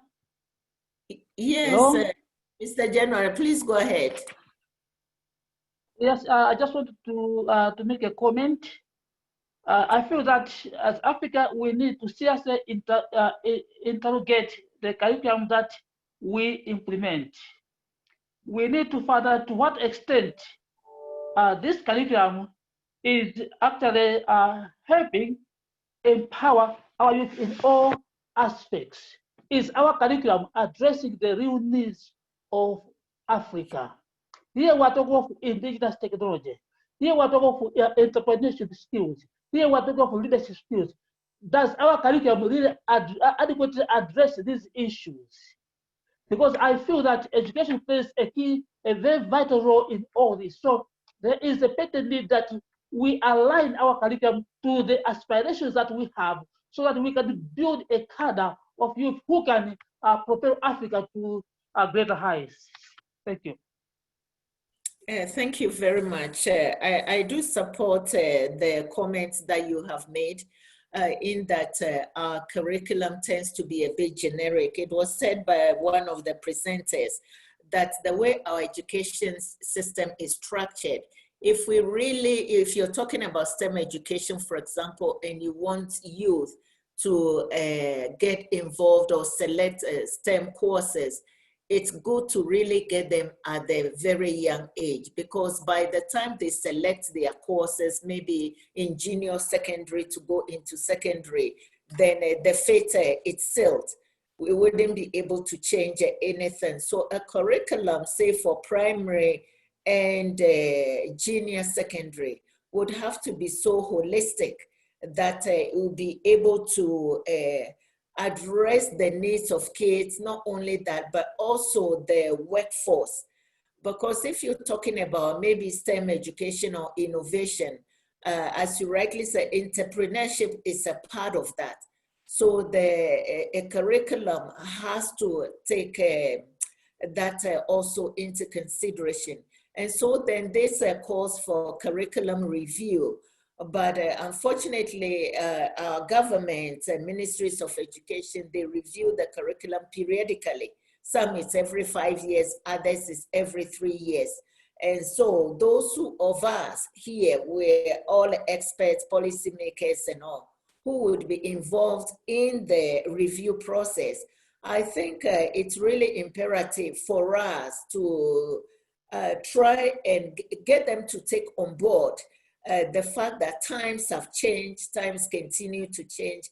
And so now, even when you're talking about education, it should not be just about, the education that we used to know, but it has to be more holistic. And so it is up to us to also try and make a difference when it comes to the reform process. But thank you very much. It's really relevant. Maybe our last two comments before we wrap up and close. Do we have a... May I add something on what you have just said about curriculum? Okay, please go ahead. Okay, thank you. Very quickly. Now, I want to say in terms of curriculum, like now in the advent of, I see the innovations around us. We need to realize and recognize that there are various levels of curricular review, to such an extent that sometimes with other issues, we may not even need to wait for the 5 years. Let me give a very quick examples. You know, we have the locusts which were affecting Somalia, Kenya, and Uganda, and the East African belt. Okay, so if it was this semester when it happened, a lecturer would just need to include that as examples under maybe the pests and diseases that affect crops, something like that. If I go to medicine also, and also the automated banking sector, there are new softwares and applications which are coming very much regularly. And it would be just to be prudent for a lecturer not to give an excuse and quickly pick on them, arrange with a certain bank, and maybe take students to there. So levels, at lecturer level, there are some things they can do, particularly examples and aspects of topics. And then the broader aspects can be treated at departmental level. And then those ones which you are talking about, complete revamp at Senate level. So let's encourage each other to take some of these small things into our curricula earlier on than waiting for the 5 years. Thank you, Madam. Thank you very much, Dr. Violet. Yeah, that's actually a great addition. Can we have the last comment, if any, please? I mean, Dr. Justina, on issues of curriculum. Yes, please. This is Dr. Madiope. Yes. I just want to make an addition on what the two previous speakers were talking about in terms of curriculum. And that maybe we need a strategy within an African context and not wait for the 5 years review of a particular curriculum. That is my suggestion, because having to wait for a 5 years review of a curriculum, whereas things keep on being changing. I mean, we are living in an ever-changing environment. So therefore, my recommendation would be, let the respective governments actually allow within the African context, because yes, we have, you know, different issues that are coming forth within different African continent. And so what I would suggest is that maybe government must consider also involving, I think the involvement of those lecturers, including having our student voices into what the curriculum should be, is also very important, because what I've noted in most countries is we are leaving out the voices of the so-called youth, and in particular, women. And my feeling is that if governments, different governments can start embracing, you know, a holistic approach to curriculum review, whereby they review it with with particular stakeholders, like have your youth, and then have your technologist, and also have a plan in place. I know there is and I like how the previous speaker has put it, where you actually integrate the issue of entrepreneurship within the curriculum.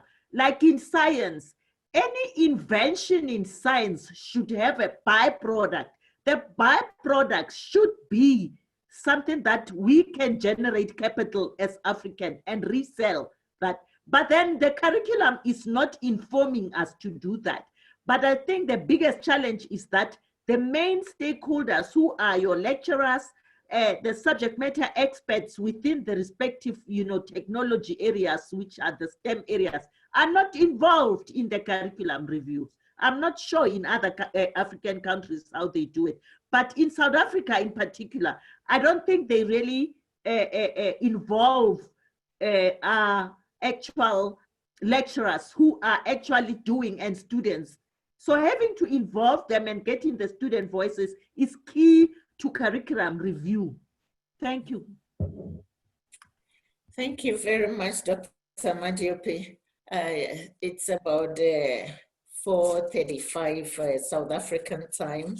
We're 5 minutes over our time, and would like to use this opportunity to thank each and every one of us for making the time to join us today. We apologize for the technical hitches that we had earlier.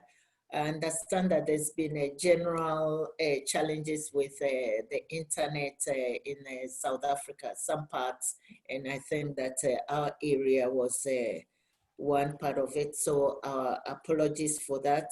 And we look forward to having you participate tomorrow. You would agree with me that today's deliberations have been really enriching. When you look at the comment section, you can see a lot of positive feedback.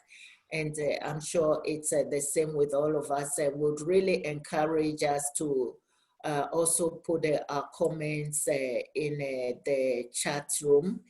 And so we are going to end the session now. We thank you once again for making the time to be with us for this 4.5 hours. Then we look forward to having you join tomorrow. So just to say that it starts at 10 a.m. GMT, which is 11 o'clock if you're in East Africa, and then 12 o'clock if you are in Southern Africa.